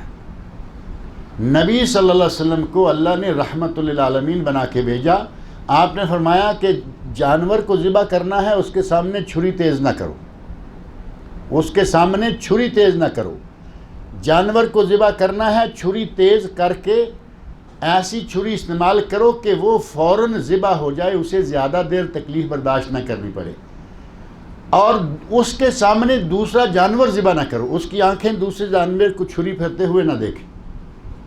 اب اس بارے میں جو کچھ ہوا آپ لوگوں نے بھی دیکھا ہی ہوگا، وہ کلپ عجیب سا انداز اختیار کیا گیا، یہ جائز نہیں ہے۔ آپ خود جاتے ہیں، خود قربانی کرتے ہیں، 2-3 بکرے کرنے ہیں، جو بکرا ذبح ہونے جا رہا ہے اس کے سامنے چھری تیز نہیں، اور اس کو دوسروں کے سامنے نہیں، ان کی نظروں سے الگ اپنا جانور ذبح کریں۔ اور قربانی ذبح کرتے وقت دعا جو ہے بسم اللہ ہے، اللہ اکبر، اور ساتھ کچھ کلمات ہیں، اللہم ان ھذا منک ولک، اے اللہ تو نے ہی دیا تھا، تیری راہ میں قربان کر رہا ہوں۔ اللہم تقبل ہو منی، حاجی کہے گا کہ اے اللہ یہ میری طرف سے قبول فرما۔ اگر گھر کی قربانی ہے تو وہ پورے گھر کی طرف سے ایک جانور کافی ہوتا ہے، اللہم تقبل ہو منا، اے اللہ ہماری طرف سے قبول فرما۔ اب حاجی کی ایک قربانی پورے گھر کے لیے کافی نہیں ہوتی، گھر کے اگر 10 لوگ حج کر رہے ہیں ان کو 10 قربانیاں دینی ہوں گی، اور اگر گائے ہیں تو اس میں 7 لوگ شریک ہو سکتے ہیں حج کے موقع پر، اونٹ ہے تو بھی 7 ہی لوگ شریک ہو سکتے ہیں، لیکن حج کے موقع پر اگر اونٹ کو گھر میں قربانی کرنی ہے تو اس میں 10 گھر شریک ہو سکتے ہیں۔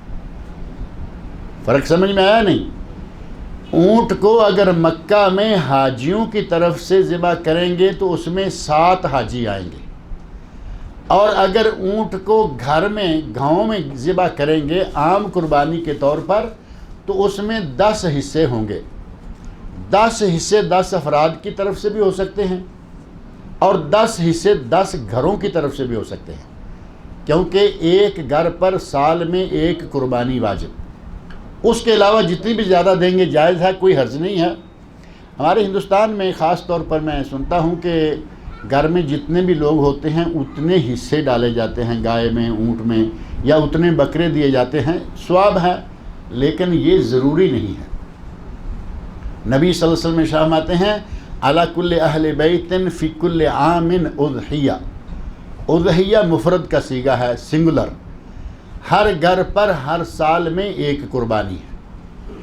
اب اگر گھر میں 10 افراد ہیں اور ان 10 میں سے 2-3 کما رہے ہیں، آپ نے 2-3 دے دیں، الحمدللہ ثواب بڑھ جائے گا، لیکن اگر 10 کے 10 افراد ہی ایک ہی چولہے پر ہیں، سارے ایک ہی چولہے پر ہیں، ایک ہی اکاؤنٹ ہے، اور چیف جو ہیں، چیف صاحب، ابا حضور، سارا پیسہ سارا انتظام ان کے ہاتھ میں ہے، اور کچن جو ہے وہ والدہ کے ہاتھ میں ہے، بہویں کام کرتی ہیں لیکن کیا منگوانا ہے، کیا رکھنا ہے، ایک چولہا یہ ہوگا نا، ایک چولہے پر ایک قربانی کافی ہے، زیادہ دیں گے وہ آپ کی مرضی ہے۔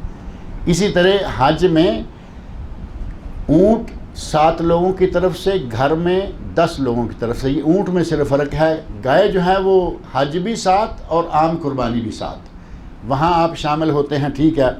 یہاں ایک بات اور ذہن میں رکھ لیں، کچھ لوگ عقیقے میں گائے یا اونٹ کا ذکر کرتے رہتے ہیں موقع بموقع، کہ عقیقے میں 4 مثلا 2 لڑکے ہیں 3 لڑکیاں ہیں، تو کتنے بکرے چاہیے؟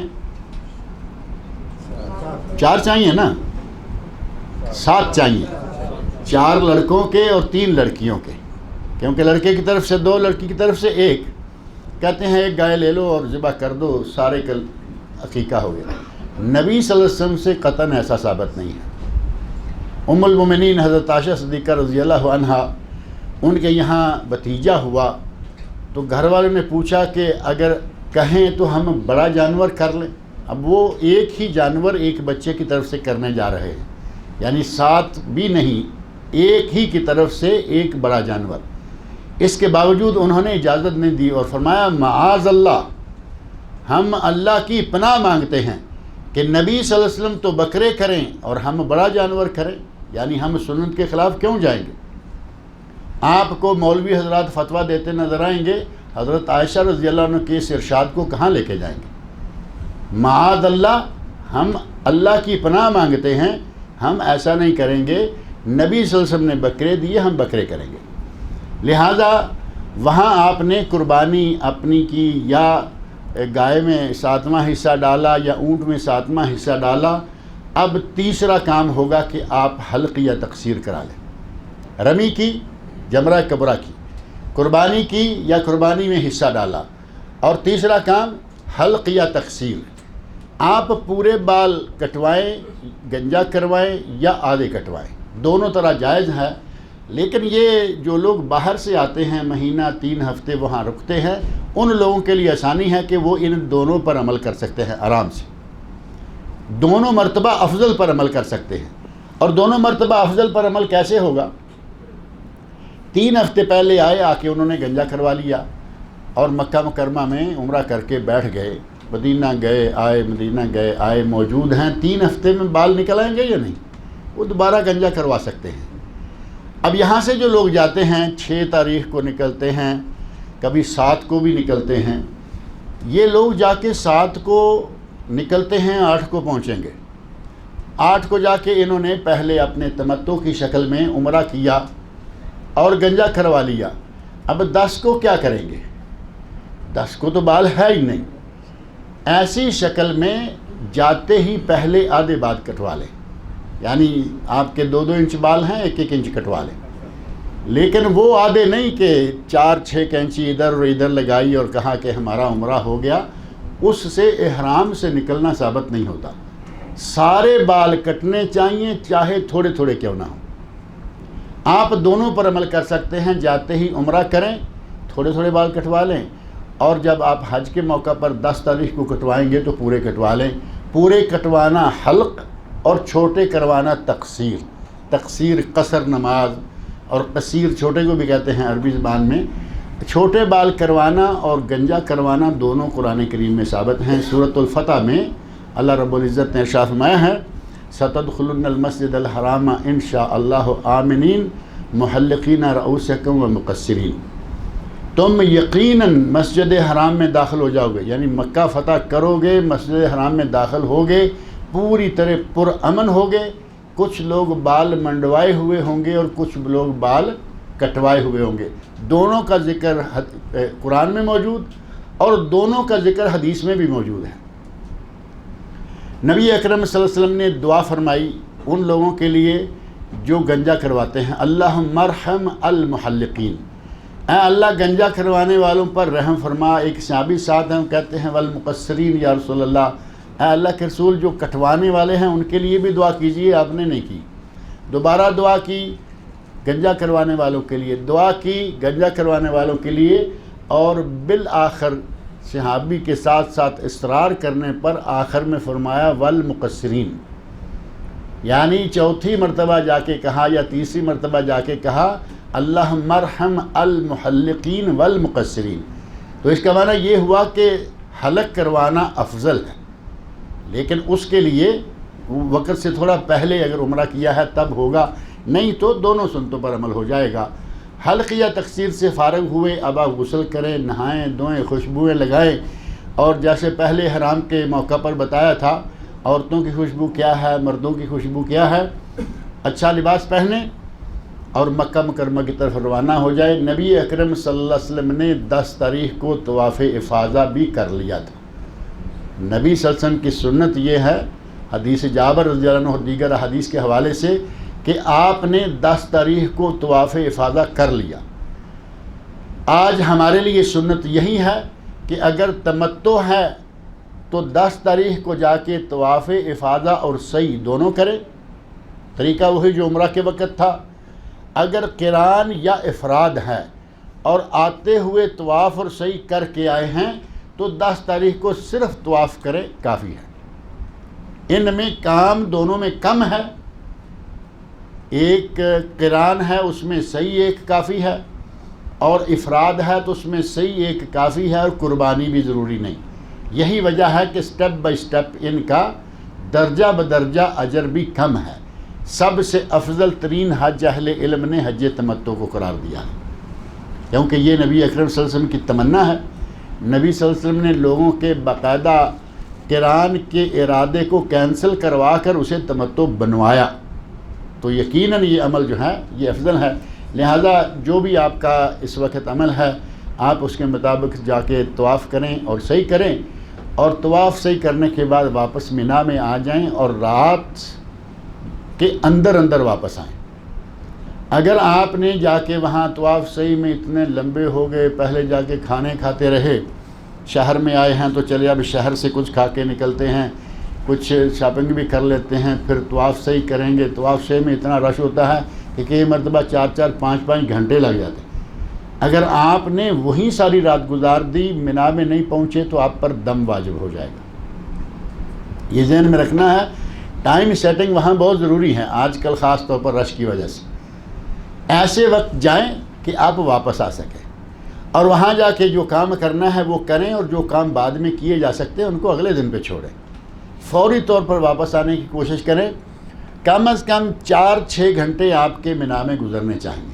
اب یہ نہیں ہے کہ 1 گھنٹہ ہی اگر فجر سے پہلے آ جائیں گے، نہیں، آپ کو 4-6 گھنٹے رات کے رہنا چاہیے، جس وقت کو رات کہا جا سکے۔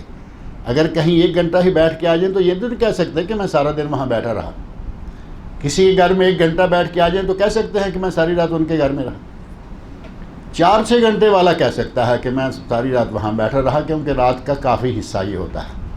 لہذا طواف افاضہ اور سعی سے فارغ ہو کر راتوں رات واپس پہنچیں اور مینا میں آ کے رات گزاریں۔ یہ رات گزارنا واجب ہے۔ پہلی رات جو کہ آپ نے یوم ترویہ کو آ کے گزاری ہے وہ سنت ہے۔ اگر کسی کی چھوٹ جائے تو کوئی بات نہیں، اس پہ کوئی دم بھی نہیں، اگلے دن دوپہر کے وقت آ جائے، کوئی حرج نہیں ہے، سیدھا عرفات پہنچ جائے، انشاءاللہ اس کا حج مکمل ہے۔ لیکن یہ رات مینا میں گزارنا واجب ہے، چھوٹ گئی تو دم ہے۔ اب یہ 10 تاریخ مکمل ہو گئی۔ آگے 3 دن ہیں جن کو ایام تشریق کہا جاتا ہے۔ ایام تشریق چمکتے ہوئے دن۔ اور ایام تشریق کو تشریق کیوں کہا گیا؟ زیادہ تفصیلات میں نہیں جاتے۔ لوگ گوشت ذبح کر کے اس کو سکھانے کے لیے ڈالتے تھے، اور گوشت پہ چربی و سفید سی جلی ہوتی ہے نا، تو ایسے ہوتا کہ گوشت جو ہے وہ چمک رہا ہے۔ اسی حوالے سے ان دنوں کو ایام تشریق کہا گیا۔ اور ان 3 ایام میں آپ نے کیا کرنا ہے؟ روزانہ ظہر کے بعد آپ نے رمی کرنی ہے۔ لیکن ان 3 دنوں میں تینوں کو باری باری کرنی ہے۔ پہلے چھوٹے کو رمی کریں، ایک کنکری کر کے 7 کنکریاں ماریں، ایک طرف ہو جائیں، قبلہ کی طرف منہ کریں اور دعائیں مانگیں، جو آپ کا جی چاہتا ہے دعائیں مانگیں۔ یہاں سے آگے روانہ ہو جائیں، درمیانے جمرے پر کنکریاں ماریں ایک ایک کر کے، اور ایک سائیڈ میں ہو جائیں، قبلہ رو ہو کر دعائیں مانگیں۔ اور پھر تیسرے کے پاس پہنچیں، وہاں جا کے بڑے کو، جو ابھی بڑا جمرہ ہے، اس کو جا کے 7 کنکریاں ماریں، اور وہاں کنکریاں مار کے چل دیں۔ وہاں کھڑے ہونا اور دعائیں مانگنا ثابت نہیں ہے۔ ان ایام تشریق میں نبی صلی اللہ علیہ وسلم دن کے وقت مکہ جایا کرتے اور طواف زیارت کر کے آیا کرتے تھے۔ جائز ہے، سنت ہے، کیونکہ رات وہاں گزارنا واجب ہے، لہذا آپ شام ہونے سے پہلے واپس آ جاتے رہے۔ آپ بھی یہی کریں، آپ کا جی چاہتا ہے جائیں اور جا کے طواف کر کے واپس آ جائیں، کچھ کھائیں پئیں، کچھ چیز خریدنا ہے خریدیں، کوئی حرج نہیں، لیکن شام تک واپس آپ اپنے خیموں میں مینا میں پہنچے ہوئے ہوں۔ یہ 11 تاریخ ہو گئی۔ اب آگے 12 ہے۔ 12 تاریخ کو بھی آپ اسی طرح رمی کریں گے، تینوں کو باری باری۔ اور اگر آپ 11 اور 12 کی رمی کرنے کے بعد مینا سے نکل جانا چاہتے ہیں، مکہ سے بھی روانہ ہو جانا چاہتے ہیں، تو جائز ہے۔ نبی صلی اللہ علیہ وسلم 13 کی رمی کر کے نکلے، لیکن آپ اگر نکلنا چاہتے ہیں تو جائز ہے، کیونکہ قرآن کریم میں اللہ رب العزت نے ارشاد فرمایا ہے فَمَن تَعَجَّلَ فِي يَوْمَيْنِ فَلَا إِثْمَ عَلَيْهِ۔ اگر کوئی جلدی کر کے 2 دن کی رمی کر کے نکل آیا تو اس پہ کوئی گناہ نہیں۔ لیکن نبی صلی اللہ علیہ وسلم کی حدیث سے ایک شرط معلوم ہوتی ہے کہ اگر آپ نے 12 کی رمی کر کے نکلنا ہے تو مغرب سے پہلے مینا سے روانہ ہو جائے۔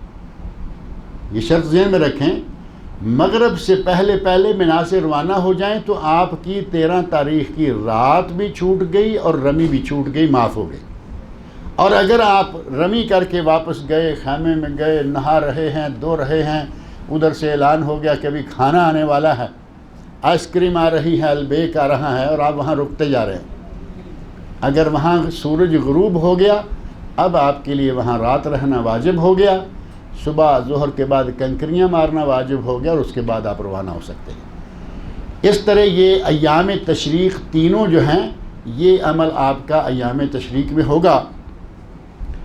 اور ان ایام تشریق میں تینوں دنوں میں قربانی جائز ہے۔ نبی صلی اللہ علیہ وسلم کی ایک حدیث ہے صحیح ابن حبان میں، مسند احمد وغیرہ میں، آپ فرماتے ہیں کل ایام تشریق ذبح، یہ ایام تشریق جو ہیں یہ سارے ذبح کرنے کے دن ہیں، یعنی قربانی کے دن ہیں۔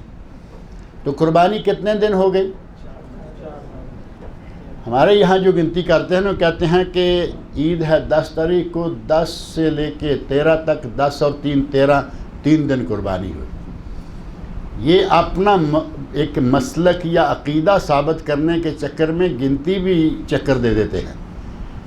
10 اور 3 13 3 دن ہو گئی، حالانکہ 10 اور 13 کو شامل کریں درمیان میں 11 12 یہ تو 4 دن بنتے ہیں۔ 4 دن قربانی کر سکتے ہیں، افضل پہلے دن۔ اب جیسے جیسے آگے دن بڑھیں گے ویسے ویسے ثواب کم ہوتا جائے گا، لیکن آپ کی ضرورت ہے، حاجت ہے، یہ ایام تشریق ہیں۔ اگر کسی کے پاس قربانی نہیں ہے، بعض دفعہ ایسا ہوتا ہے کہ قربانی کے پیسے نہیں بچے، یا کبھی ایسا ہوتا ہے کہ آج تو خیر وہ مسئلہ نہیں رہا، کسی کی جیب کٹ گئی، کسی کے پیسے گر گئے، اب پیسے نہیں رہے، تو آج تو وہ سسٹم اچھا ہو گیا نا، اے ٹی ایم میں جائیں اور کارڈ داخل کریں، پیسے فر کرتے باہر بھاگے چلے آتے ہیں۔ پہلے ایسا نہیں تھا، کوئی شکل نہیں تھی کہ کہیں سے ادھار ملنے کا کوئی آدمی اپنا نہیں ہے۔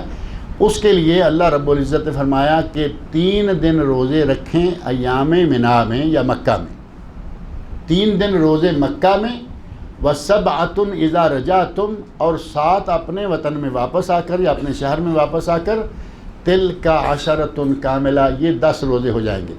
اگر قربانی کے پیسے نہیں ہیں تو 10 روزے رکھیں، آپ کا قربانی کا جو کفارہ ہے وہ اس طرح پورا ہو جائے گا۔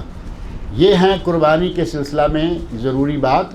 اب یہاں آپ کے 3 دن مکمل ہو گئے یا آپ نے 2 دن مکمل کیے، مکہ مکرمہ میں آپ واپس پلٹ کے آ گئے، اب یہاں مکہ مکرمہ میں آپ رکنا چاہتے ہیں، ٹھیک ہے، زیادہ دیر رکنا نبی صلی اللہ علیہ وسلم سے ثابت نہیں ہے، بلکہ آپ نے فرمایا من قضا نحمتہ فلیعجل الی اہلہ، اگر کوئی اپنی حاجت پوری کر لیتا ہے تو اسے چاہیے کہ اپنے گھر والوں کے پاس واپس آنے میں جلدی کرے، یعنی حج کر لیا ہے اب زیادہ نہیں۔ فرمایا حاجی آفاقی جو مکہ اور مدینہ سے باہر سے آتے ہیں وہ زیادہ سے زیادہ 3 دن رکیں اور اس کے بعد آ جائیں۔ البتہ جو قانون کی مجبوریاں ہیں، پاکستان انڈیا سے حاجی آئے ہوئے ہیں اور وہ حج سے 2-4 دن پہلے پہنچے، اب انہیں 2-3 ہفتے بعد میں رکنا ہوگا، وہ مجبوریاں الگ ہیں۔ اگر آپ کے اختیار میں ہے تو 2-4 دن کے اندر اندر مکہ کو چھوڑ دینا چاہیے۔ چھوڑنے سے پہلے آپ کے لیے ضروری ہے کہ آپ طواف وداع کریں۔ طواف وداع واجب ہے، اور واجب ترک کر دیں گے تو دم واجب ہو جائے گا، کوئی بھی واجب چھوٹا تو دم واجب ہو جائے گا، لہذا طواف وداع کیے بغیر نہ نکلیں۔ ہاں، آپ باقی سارے کام کر چکے، مکہ میں آ چکے، اب روانہ ہونے جا رہے ہیں، ساتھ بیوی ہے، بہن ہے، بیٹی ہے، کوئی بھی ہے، اس کے منتھلی مینسز شروع ہو گئے، اب مینسز کی حالت میں تو حرم میں نہیں جا سکتے۔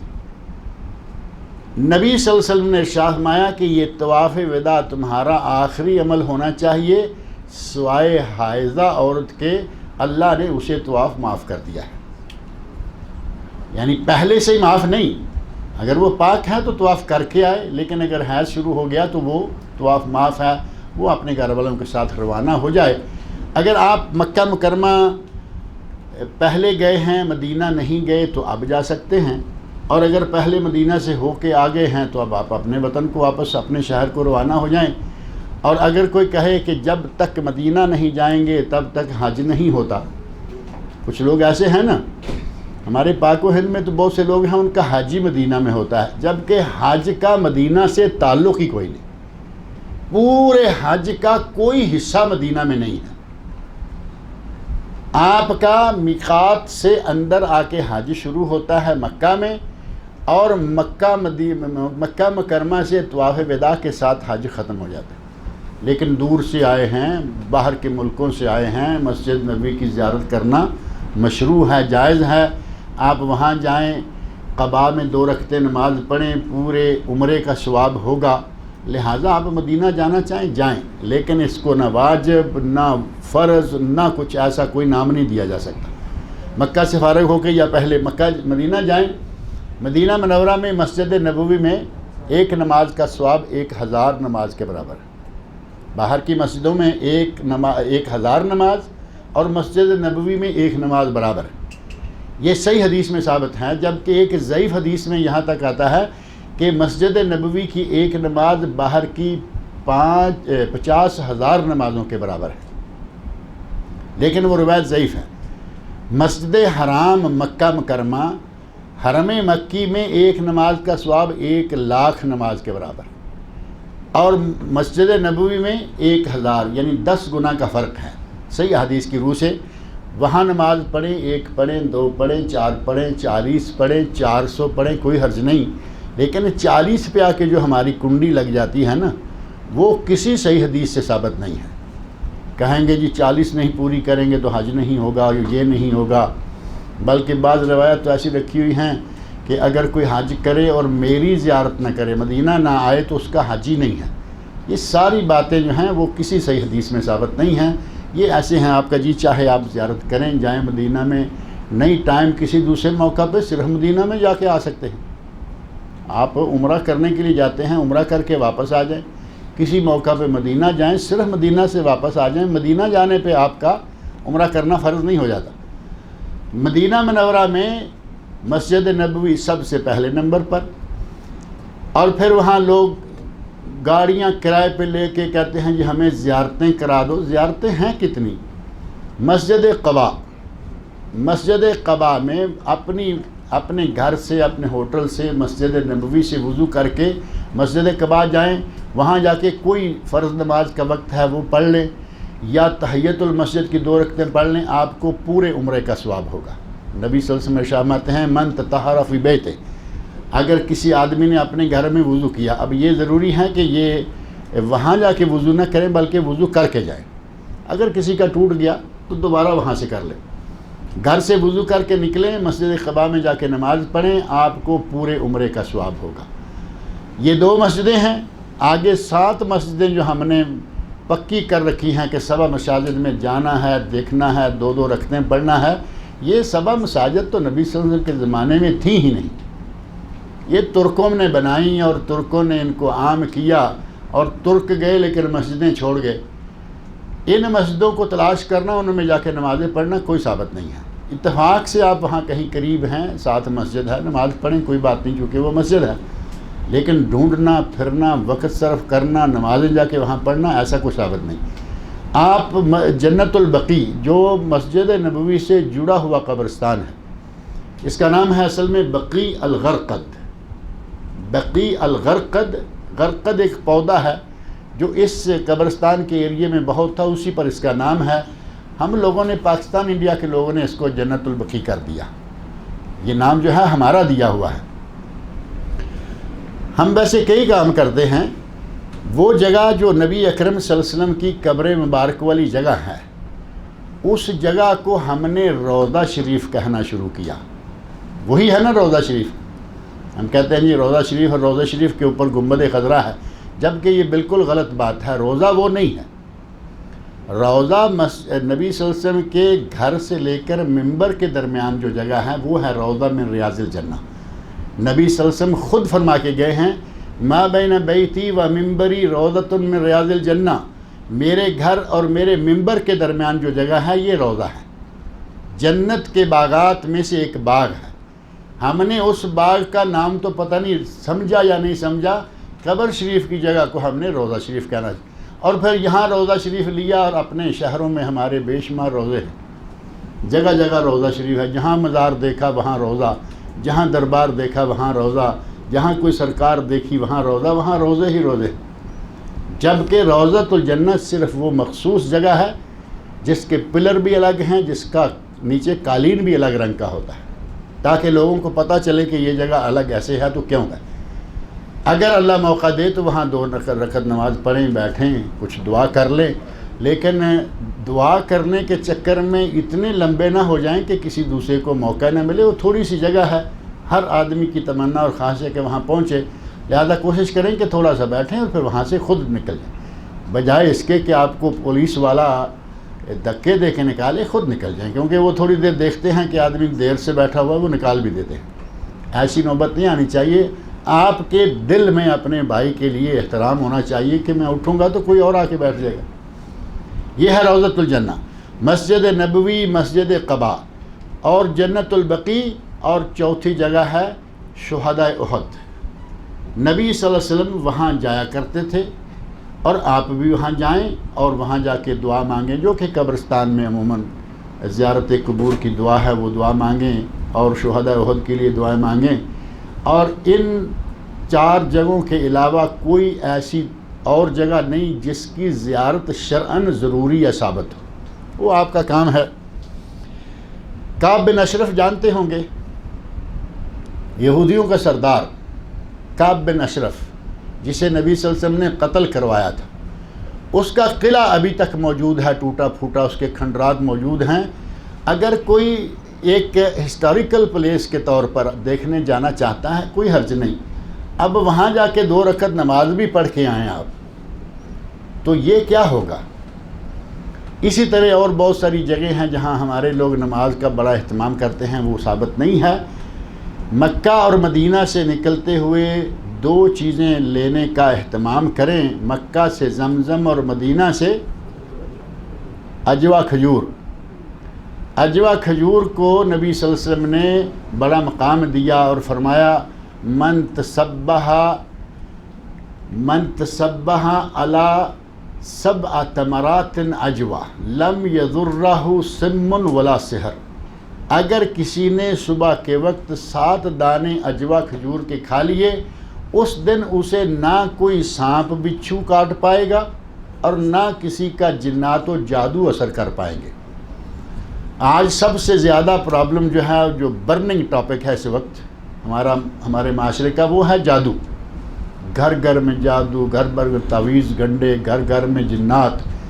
بہترین علاج ہیں آپ کے پاس عجوہ کھجوریں آپ بھاگتے پھر رہے ہیں کہ یہاں سے تسبیح کیسی ملے گی، یہاں سے کیسی، یہ زرکون کی تسبیح ہے، یہ تسبیح کہاں سے آ گئی جو آپ نے اتنا مقدس کر دیا؟ نبی صلی اللہ علیہ وسلم سے تو تسبیح ثابت ہی نہیں ہے، نبی صلی اللہ علیہ وسلم سے، خلفاء راشدین سے، صحابہ سے تسبیح ثابت نہیں۔ یہ تسبیح اصل میں یہود و ہنود کی طرف سے مسلمانوں میں آئی، ان کے مندروں میں اور ان کے کیا کہیں گے عبادت خانوں میں یہ ہوتی تھی۔ مسلمانوں نے آج اتنی کر لی، مسلمانوں میں تو تسبیح اب کوئی بڑی اسپیشل شکل آ گئی ہے۔ ایک پہلے شروع میں اسٹیل کا موٹا سا کاؤنٹنگ سلسلہ شروع ہوا تھا، جیسے پہلے جہازوں وغیرہ میں بھی ہوتا تھا، تو جہاز میں بیٹھتے شروع میں دیکھا کہ وہ ایسے کرتے ہیں، ٹک بھی ہوتا ہے، اور پتہ نہیں یہ کیا کرتے ہیں۔ بعد میں پتہ چلا کہ وہ اس میں کاؤنٹنگ ہوتا ہے کہ سواریاں ہمارے جہاز کی پوری ہیں یا نہیں۔ اب وہ کاؤنٹنگ تسبیح آ گئی، اور اس کے بعد اب کاؤنٹنگ تسبیح باقاعدہ الیکٹرانک آ گئی ہے۔ آپ کی انگلی کے برابر اس میں وہ پلاسٹک کا ایک چھلا ٹائپ ہے، اس کے اوپر چھوٹا سا باقاعدہ سکرین والا چھوٹا سا پیس لگا ہوا ہے۔ آپ وہ ایسے کرتے جائیے اور کچھ بھی کرتے جائیے، اس میں گنتی لکھی جا رہی ہے۔ ان تسبیحات سے بچیں۔ ہمارے پنجابی زبان میں کہتے ہیں یار کی تے حساب کی، کھلا یاد کریں اللہ کو، سینکڑوں ہزاروں مرتبہ کہیں تسبیحات۔ جہاں نبی صلی اللہ علیہ وسلم سے عدد ثابت ہے وہاں عدد بڑا آسان ہے۔ نماز کے بعد آپ نے فرمایا 33 مرتبہ سبحان اللہ، الحمدللہ، اللہ اکبر، اور 100 پورا کرنے کے لیے لا الہ الا اللہ وحدہ لا شریک لہ لہ الملک و لہ الحمد وہو علی کل شیء قدیر۔ یہ 33 ہاتھ پہ گنے جا سکتے ہیں یا نہیں؟ 5 انگلیاں 3 پورے 15 ایک مرتبہ، 15 ایک مرتبہ، اور 3 ایک مرتبہ، ہو گیا پورا۔ کوئی ضرورت نہیں ہے تسبیح کی۔ پہلے تسبیح آئی تھی، پھر اس کے بعد آہستہ آہستہ بوری آ گئی۔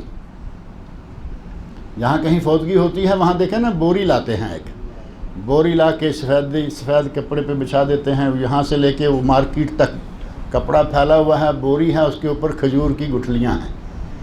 یہ ساری کی ساری چیزیں ہم نے بنا لی، ہم ہی ان کو لیے پھر رہے ہیں۔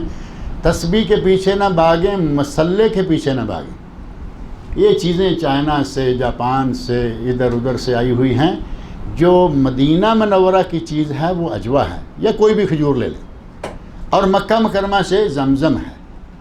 یہ 2 چیزیں لیں۔ زمزم خیر ماء علی وجہ الارض، فرمایا روئے زمین پر سب سے بہترین پانی، طعام و طعم و شفاء و سقم، یہ بھوکے کے لیے کھانے کا کام کرتا ہے اور بیمار کو شفا دیتا ہے، دوا کا کام کرتا ہے۔ یہ 2 چیزیں لیں اور روانہ ہو جائیں۔ اس کے ساتھ آپ کا حج جو ہے وہ مکمل ہو گیا۔ حج تو مکہ مکرمہ میں مکمل ہو گیا، اب آپ کا حج ٹور مکمل ہو گیا، واپس آئیں آئبون تائبون عابدون ساجدون لربنا حامدون، یہ دعا حج سے واپس آتے ہوئے ہے۔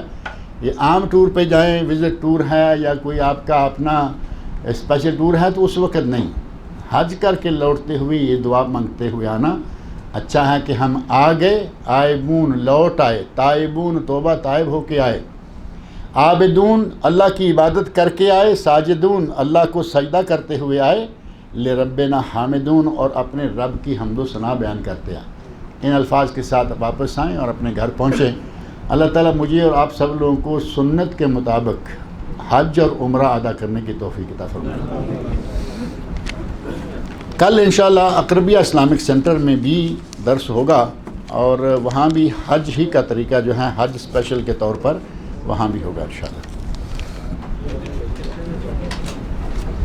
وقت بھی یہی ہے عشاء کے بعد کا وقت۔ اب یہ سوالات اتنے ہیں، ان کے جوابات آپ سنیں گے سارے، مجھے نہیں لگتا کہ یہ لمبا کام ہے۔ علیہ السلام۔ کیا کرنا ہے آپ؟ ٹھیک ہے، مختصر چلیں۔ السلام علیکم ورحمۃ اللہ۔ حضرت ہم لوگ کا ساتھ بہت زمانے سے رہا اور ساتھ رہنے میں کبھی کبھی کسی سے غلطیاں ہو جاتی ہیں، کسی کا دل ہو جاتا ہے، کچھ نہ کچھ ہوتا ہی رہتا ہے۔ تو حضرات اس کے بعد شاید ہماری ملاقات نہیں ہوگی، دو بدی نہیں ہوگی، شیخ صاحب سے تو ملاقات ہوتی رہے گی لیکن ہاتھ نہ ملے گا۔ سے میں رخصت ہو رہا ہوں، ایگزٹ پہ جا رہے۔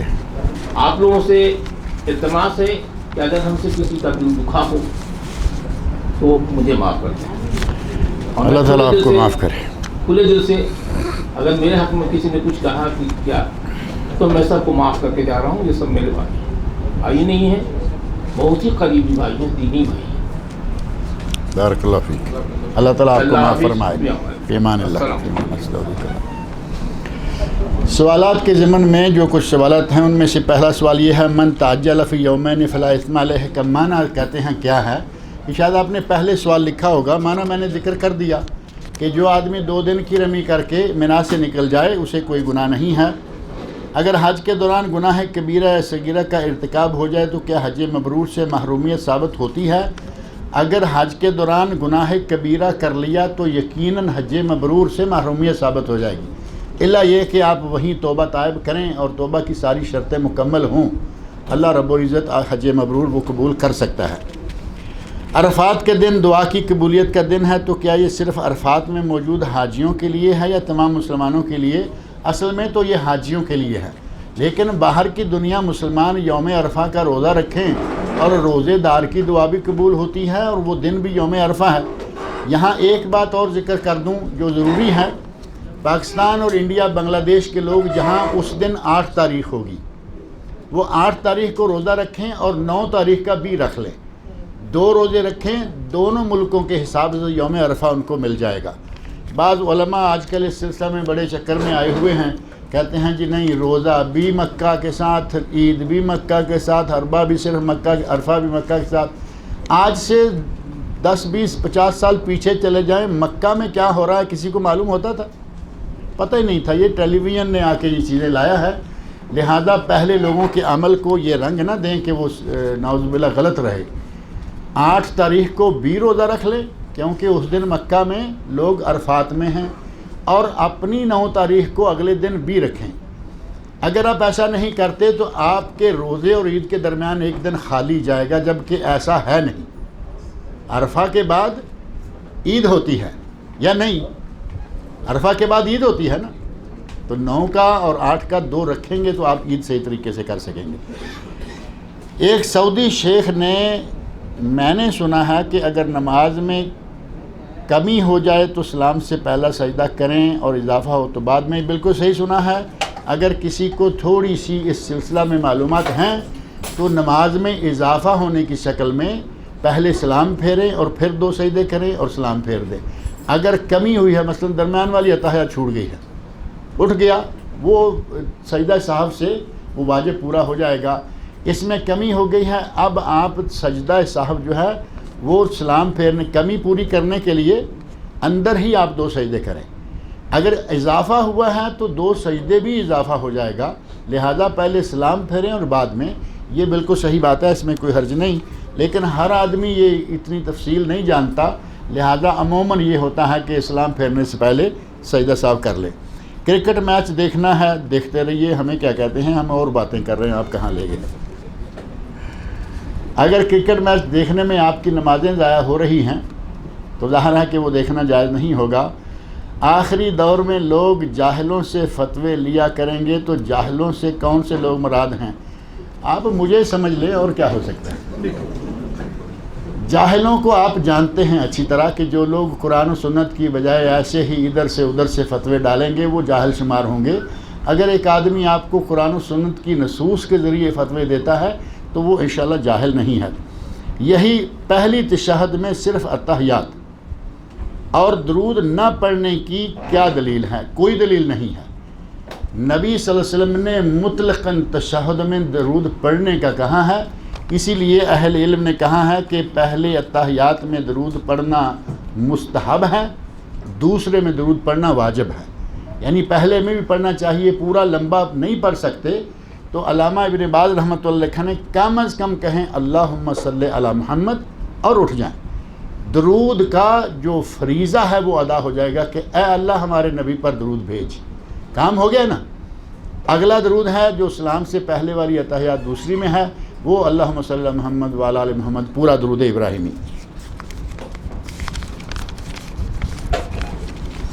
کیا احرام کا کپڑا بدلا جا سکتا ہے؟ احرام کا کپڑا بدلا بھی جا سکتا ہے اور دھویا بھی جا سکتا ہے۔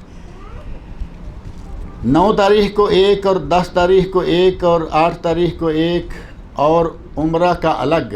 آپ تو ایسے ہے جیسے کسی بارات میں جا رہے ہیں، آپ قدم قدم اتنے سوٹ تو عورتیں نہیں بدلتی، میرا خیال ہے کہ ہر دن ایک نیا سوٹ، عورتیں بھی 1-2 دن نکال لیتی ہیں۔ احرام ہے، اگر ضرورت ہے تو بدل لیں، ضرورت ہے تو دھو لیں، لیکن اتنے نخرے نہ کریں، حج ادا کریں۔ کیا حاجت کو جاتے وقت احرام نکال کر لنگی یا دوسرا کپڑا پہن سکتے ہیں؟ یہ ایک نئی سن لے۔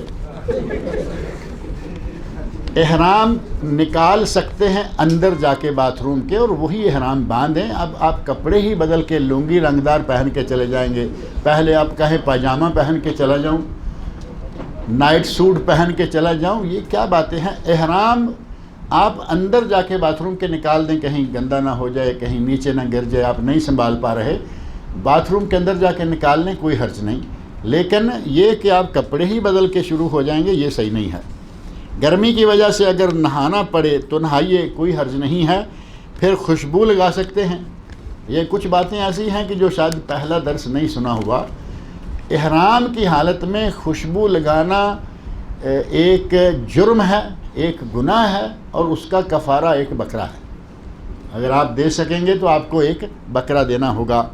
صفحہ سے صحیح شروع کرتے وقت پوری آیت پڑھنا ضروری ہے۔ اب پوری سٹوری یاد کر لیں گے، پورے گانے یاد کر لیں گے، آیت پہ آ کے پریشانی بنی ہوئی ہے کہ کیا پوری آیت یاد کرنا ضروری ہے؟ ان الصفا والمروہ، پوری آیت یاد کریں۔ چلے وہ کنسیشن دے دیتے ہیں، اگر آپ یاد نہیں کرتے تو اوپر سے دیکھ کے پڑھ لیں، لیکن پڑھیں ضرور، گنبد کے اوپر لکھی ہوئی ہے وہ آیت پوری۔ کیا عورتوں کو زمین سے چپک کر سجدہ کرنا سنت ہے؟ بالکل غلط بات ہے۔ نبی اکرم صلی اللہ علیہ وسلم نے صحیح بخاری شریف کی حدیث میں فرمایا ہے، صلوا کما رأیتمونی اصلی، جس طرح مجھے نماز پڑھتے دیکھا ہے تم بھی ایسے پڑھو۔ آپ نے نہیں فرمایا عورتیں ایسے نہ پڑھیں، صرف مرد پڑھیں۔ آپ نے مرد عورت کی نماز میں کوئی کہیں فرق نہیں بتایا۔ اور ہماری ایک کتاب شائع ہو چکی ہے، ہمارے ویب سائٹ پر موجود ہے، مرد و زن کی نماز میں فرق۔ اس میں بادلیل ساری باتیں بتائی گئی ہیں کہ مرد اور عورت کی نماز میں کوئی فرق نہیں ہے۔ ہمارا جس کے پاس ویب سائٹ وغیرہ نہیں ہے وہ کارڈ مجھ سے لیتے جائیں، اس میں ساری تفصیلات آپ کو مل جائیں گی۔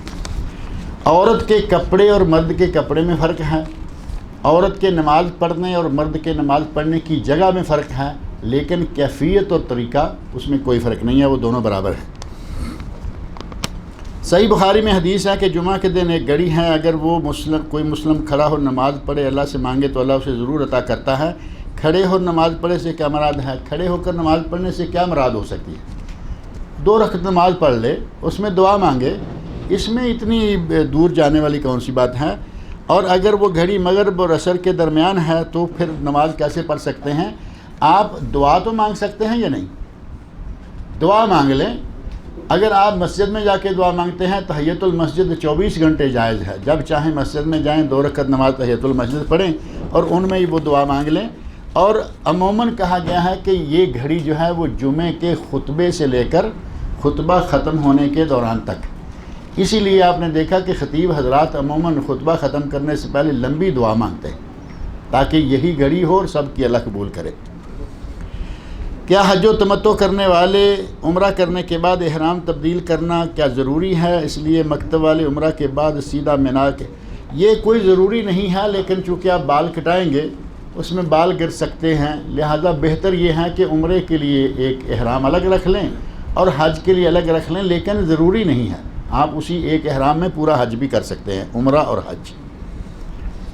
عشرہ ذو الحج کو جمرۃ العقبہ کو کنکری مارنے اور قربانی کرنے کے بعد حالت احرام میں دوسرے کے بال نکال سکتے ہیں؟ نکال سکتے ہیں، لیکن بہتر یہ ہے کہ پہلے اپنے نکلوائیں۔ بہتر یہ ہے کہ پہلے حلال ہوں، حلال ہوں سے مراد ذبح ہوں نہیں، یعنی احرام کی شرطوں سے نکلیں، آپ پہ وہ چیزیں جو منع تھیں وہ حلال ہو جائیں گی، اب آپ کسی کے بال کاٹیں، ایسے ہی آپ کینچی پکڑ کے کسی کے ساتھ سلسلہ نہ شروع کر دیں۔ قربانی سعودی عرب کے کسی بھی شہر میں کی جا سکتی ہے یا مکہ مکرمہ میں؟ قربانی دنیا کے کسی شہر میں نہیں کی جا سکتی، سعودی عرب تو کیا کسی شہر میں سوائے مکہ مکرمہ کی، اور یہ حج کی قربانی، باقی قربانیاں ساری دنیا میں ہو جائیں گی۔ مینا میں نمازیں یکجا و قصر کریں گے یا وقت پر مکمل ادا کرنی ہے؟ مینا میں ہر نماز اس کے وقت پر پڑھی جائے گی، لیکن قصر ہوگی، وہاں ایک کنسیشن ہے، دوسرا نہیں ہے، کیونکہ وہاں تو کچھ 4 دن تقریباً رہنا ہوتا ہے نا، 1 دن پہلے اور پھر 3 دن بعد، 4 دن۔ دعائیں اپنی زبان میں مانگی جا سکتی ہیں یا عربی میں ہی مانگیں؟ جو عربی جانتے نہیں وہ کیسے عربی میں مانگیں گے؟ اپنی زبان میں مانگیں، اپنے دل سے مانگیں، انشاءاللہ تعالی جو دل سے مانگیں گے ملے گا، اور عربی زبان آتی ہے تو عربی میں مانگیں، قرآن کریم کی دعائیں یاد ہیں، حدیث شریف کی دعائیں یاد ہیں، وہ مانگیں، انشاءاللہ ان سے خیر و برکت ملے گی۔ لکھا ہے کہ فرید گوسن برادر ڈیڈ، یہ فرید خان کے کوئی کزن برادر ہیں، وہ فوت ہو گئے ہیں، دعا کریں کہ اللہ تعالیٰ ان کی مغفرت فرمائے، اللہ تعالیٰ ان کی بشری کوتاہیوں کو معاف کرے، اللہ تعالیٰ ان کو جنت الفردوس میں اعلیٰ مقام عطا فرمائے۔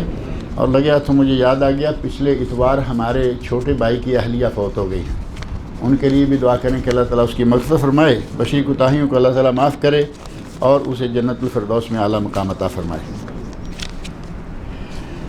بھائی کے بچوں کو حج کے لیے ساتھ لے جا رہا ہوں، ان کی قربانی کا خرچہ بھی مجھے ہی دینا ہوگا یا ان کے باپ کو قربانی کے پیسے دینے ہوں گے؟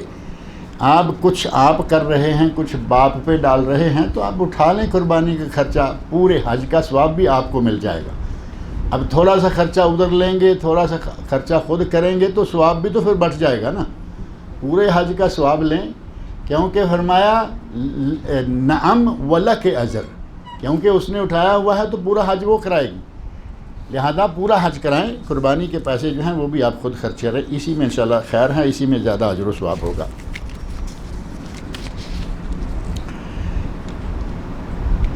نبی صلی اللہ علیہ وسلم امت کی طرف سے قربانی کی، اور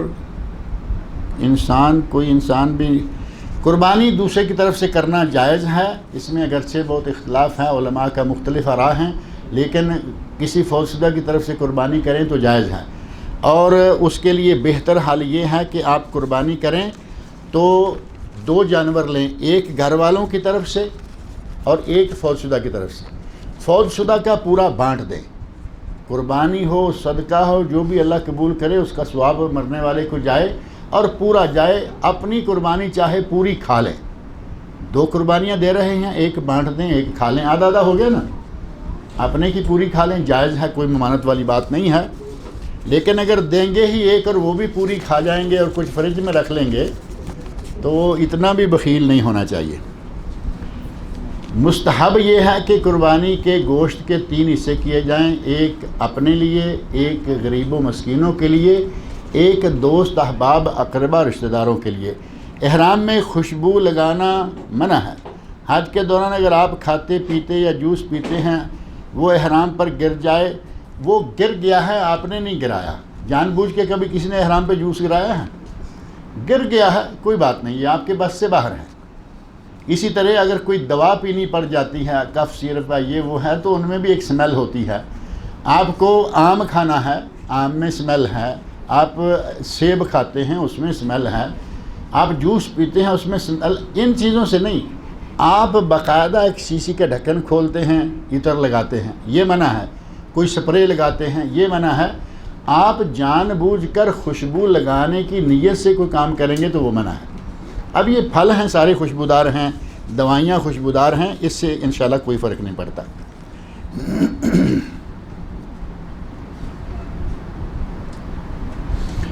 کہتے ہیں کہ حنفی مسلک کے مطابق ہم پڑھا کرتے تھے کہ اگر بچے آپ کے ساتھ حج میں ہوں تو ان کے حج کے ساتھ ساتھ قربانی بھی واجب۔ بالکل صحیح ہے، اگر آپ بچے کو حج کراتے ہیں اس کی طرف سے قربانی بھی دیں۔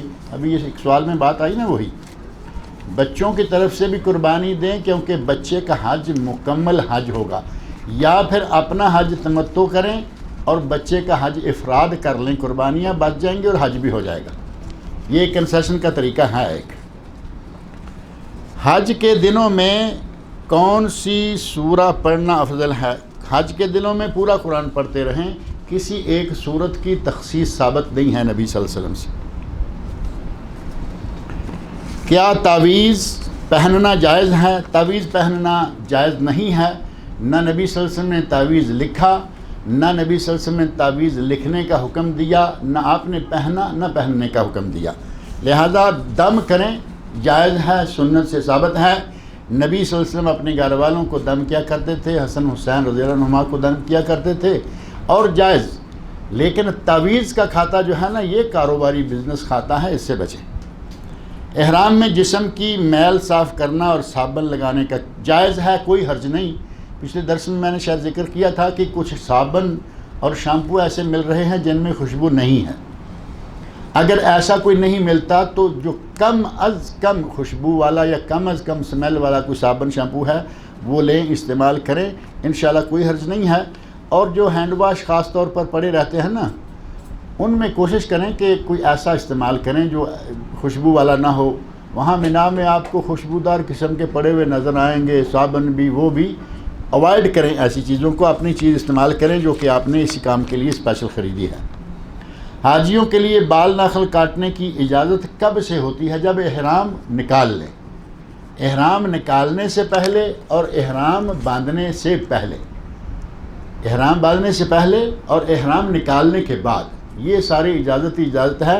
احرام کی حالت میں منع ہے، آپ نے چاہے حج کا احرام باندھا ہے یا عمرے کا۔ میرا سوال یہ ہے کہ کیا نابالغ بچوں کے حج کے دوران اگر واجبات چھوٹ جائیں تو کیا ان کی طرف سے دم دیا جائے گا یا دم چھوٹ گیا؟ میرا خیال ہے چھوٹ گیا والی بات اچھی لگتی ہے۔ کیا خیال ہے؟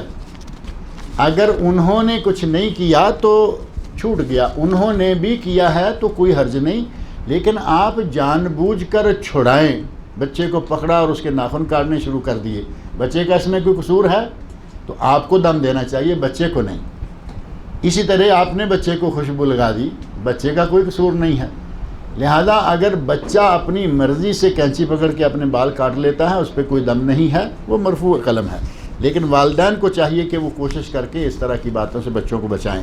جو لوگ حج پر جا رہے ہیں، قربانی بھی کریں گے تو بھی اول ذوالحج سے پہلے ناخن بال کاٹنا۔ اگر لوگ حج پہ جا رہے ہیں، 3، 4، 5، 6 کسی تاریخ کو نکلتے ہیں تو ان کو عمرہ کر کے بال کٹانے ہوں گے، لہذا یہ شرط ان پہ واجب نہیں ہے، ان کی شرط ٹوٹے ہی ٹوٹے، لہذا پہلے دن سے ٹوٹی ہوئی۔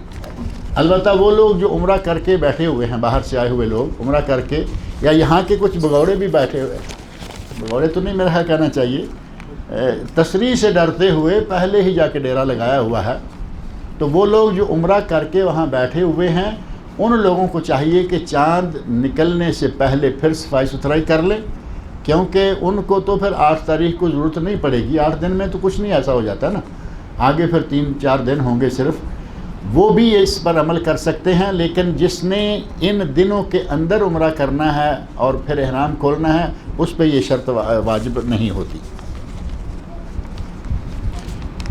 کیا قربانی انڈیا میں بھی دے سکتے ہیں؟ انڈیا میں نہیں، پاکستان میں نہیں، بنگلہ دیش میں بھی نہیں۔ اب باقی کیا بچا؟ ہمارے لیے تو باقی کچھ بچا نہیں، کیونکہ ہم تو یہیں سے تعلق رکھتے ہیں۔ قربانی حج کی صرف مکہ میں، جیسا کہ پہلے بھی ایک سوال میں یہ بات آئی ہے۔ جو لوگ یہاں رہتے ہیں، مثلا حاجی نہیں ہیں، ان کی قربانی کہیں بھی ہو کوئی حرج نہیں ہے۔ آپ یہاں رہتے ہوئے انڈیا میں قربانی کروائیں، آپ یہاں رہتے ہوئے بنگلہ دیش میں قربانی کروائیں، آپ یہاں رہتے ہوئے چچنیا، بوسنیا، برما کسی بھی جگہ قربانی کروائیں، کوئی حرج نہیں ہے انشاءاللہ۔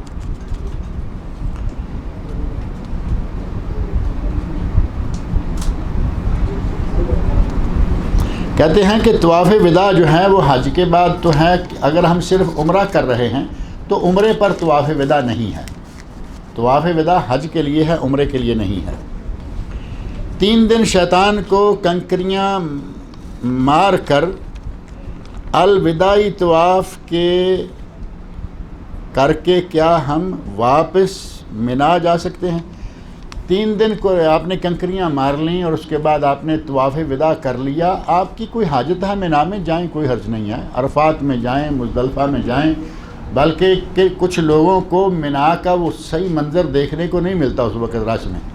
آپ ان دنوں میں جب فارغ ہو کے نکلنے لگیں گے، جاتے ہوئے منا سے ہوتے ہوئے جائیں اپنی گاڑیوں والے، اور وہاں دیکھیں کیا ہے، آپ کو وہ جمرات، ان کی منزلیں، کہاں کہاں سے پہاڑوں پہ آج کل راستے آ رہے ہیں، وہ سارا بہت اچھے طریقے سے نظر آئے گا، اس میں کوئی حرج نہیں ہے انشاءاللہ۔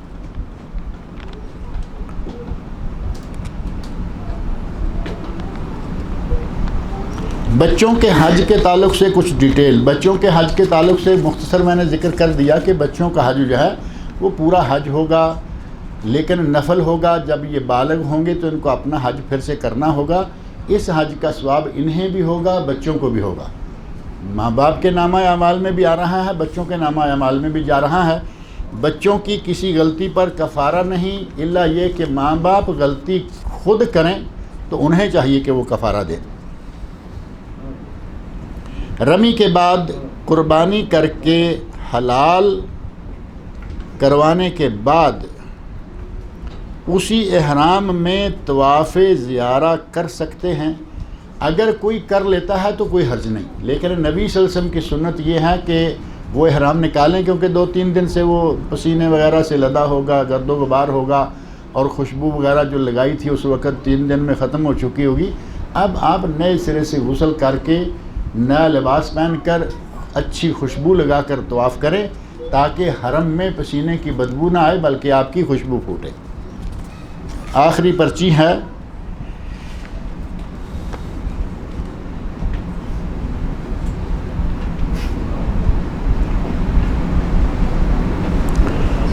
کہتے ہیں کہ عمرہ کرنے کے بعد کیا ہم اپنے سر کے بالوں کو نکال لیں؟ میں نے تفصیل پہلے بتائی ہے کہ عمرہ کرنے کے بعد آپ بال کٹوا لیں اور حج کرنے کے موقع پر آپ اپنے بالوں کو منڈوا لیں۔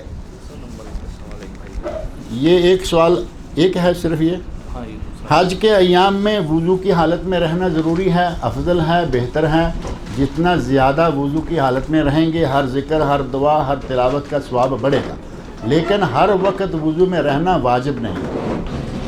اللہ تعالیٰ مجھے اور آپ سب کو نیک عمل کی توفیق عطا فرمائے۔ جو لوگ حج پہ جا رہے ہیں اپنی دعاؤں میں ہمیں بھی یاد رکھیں۔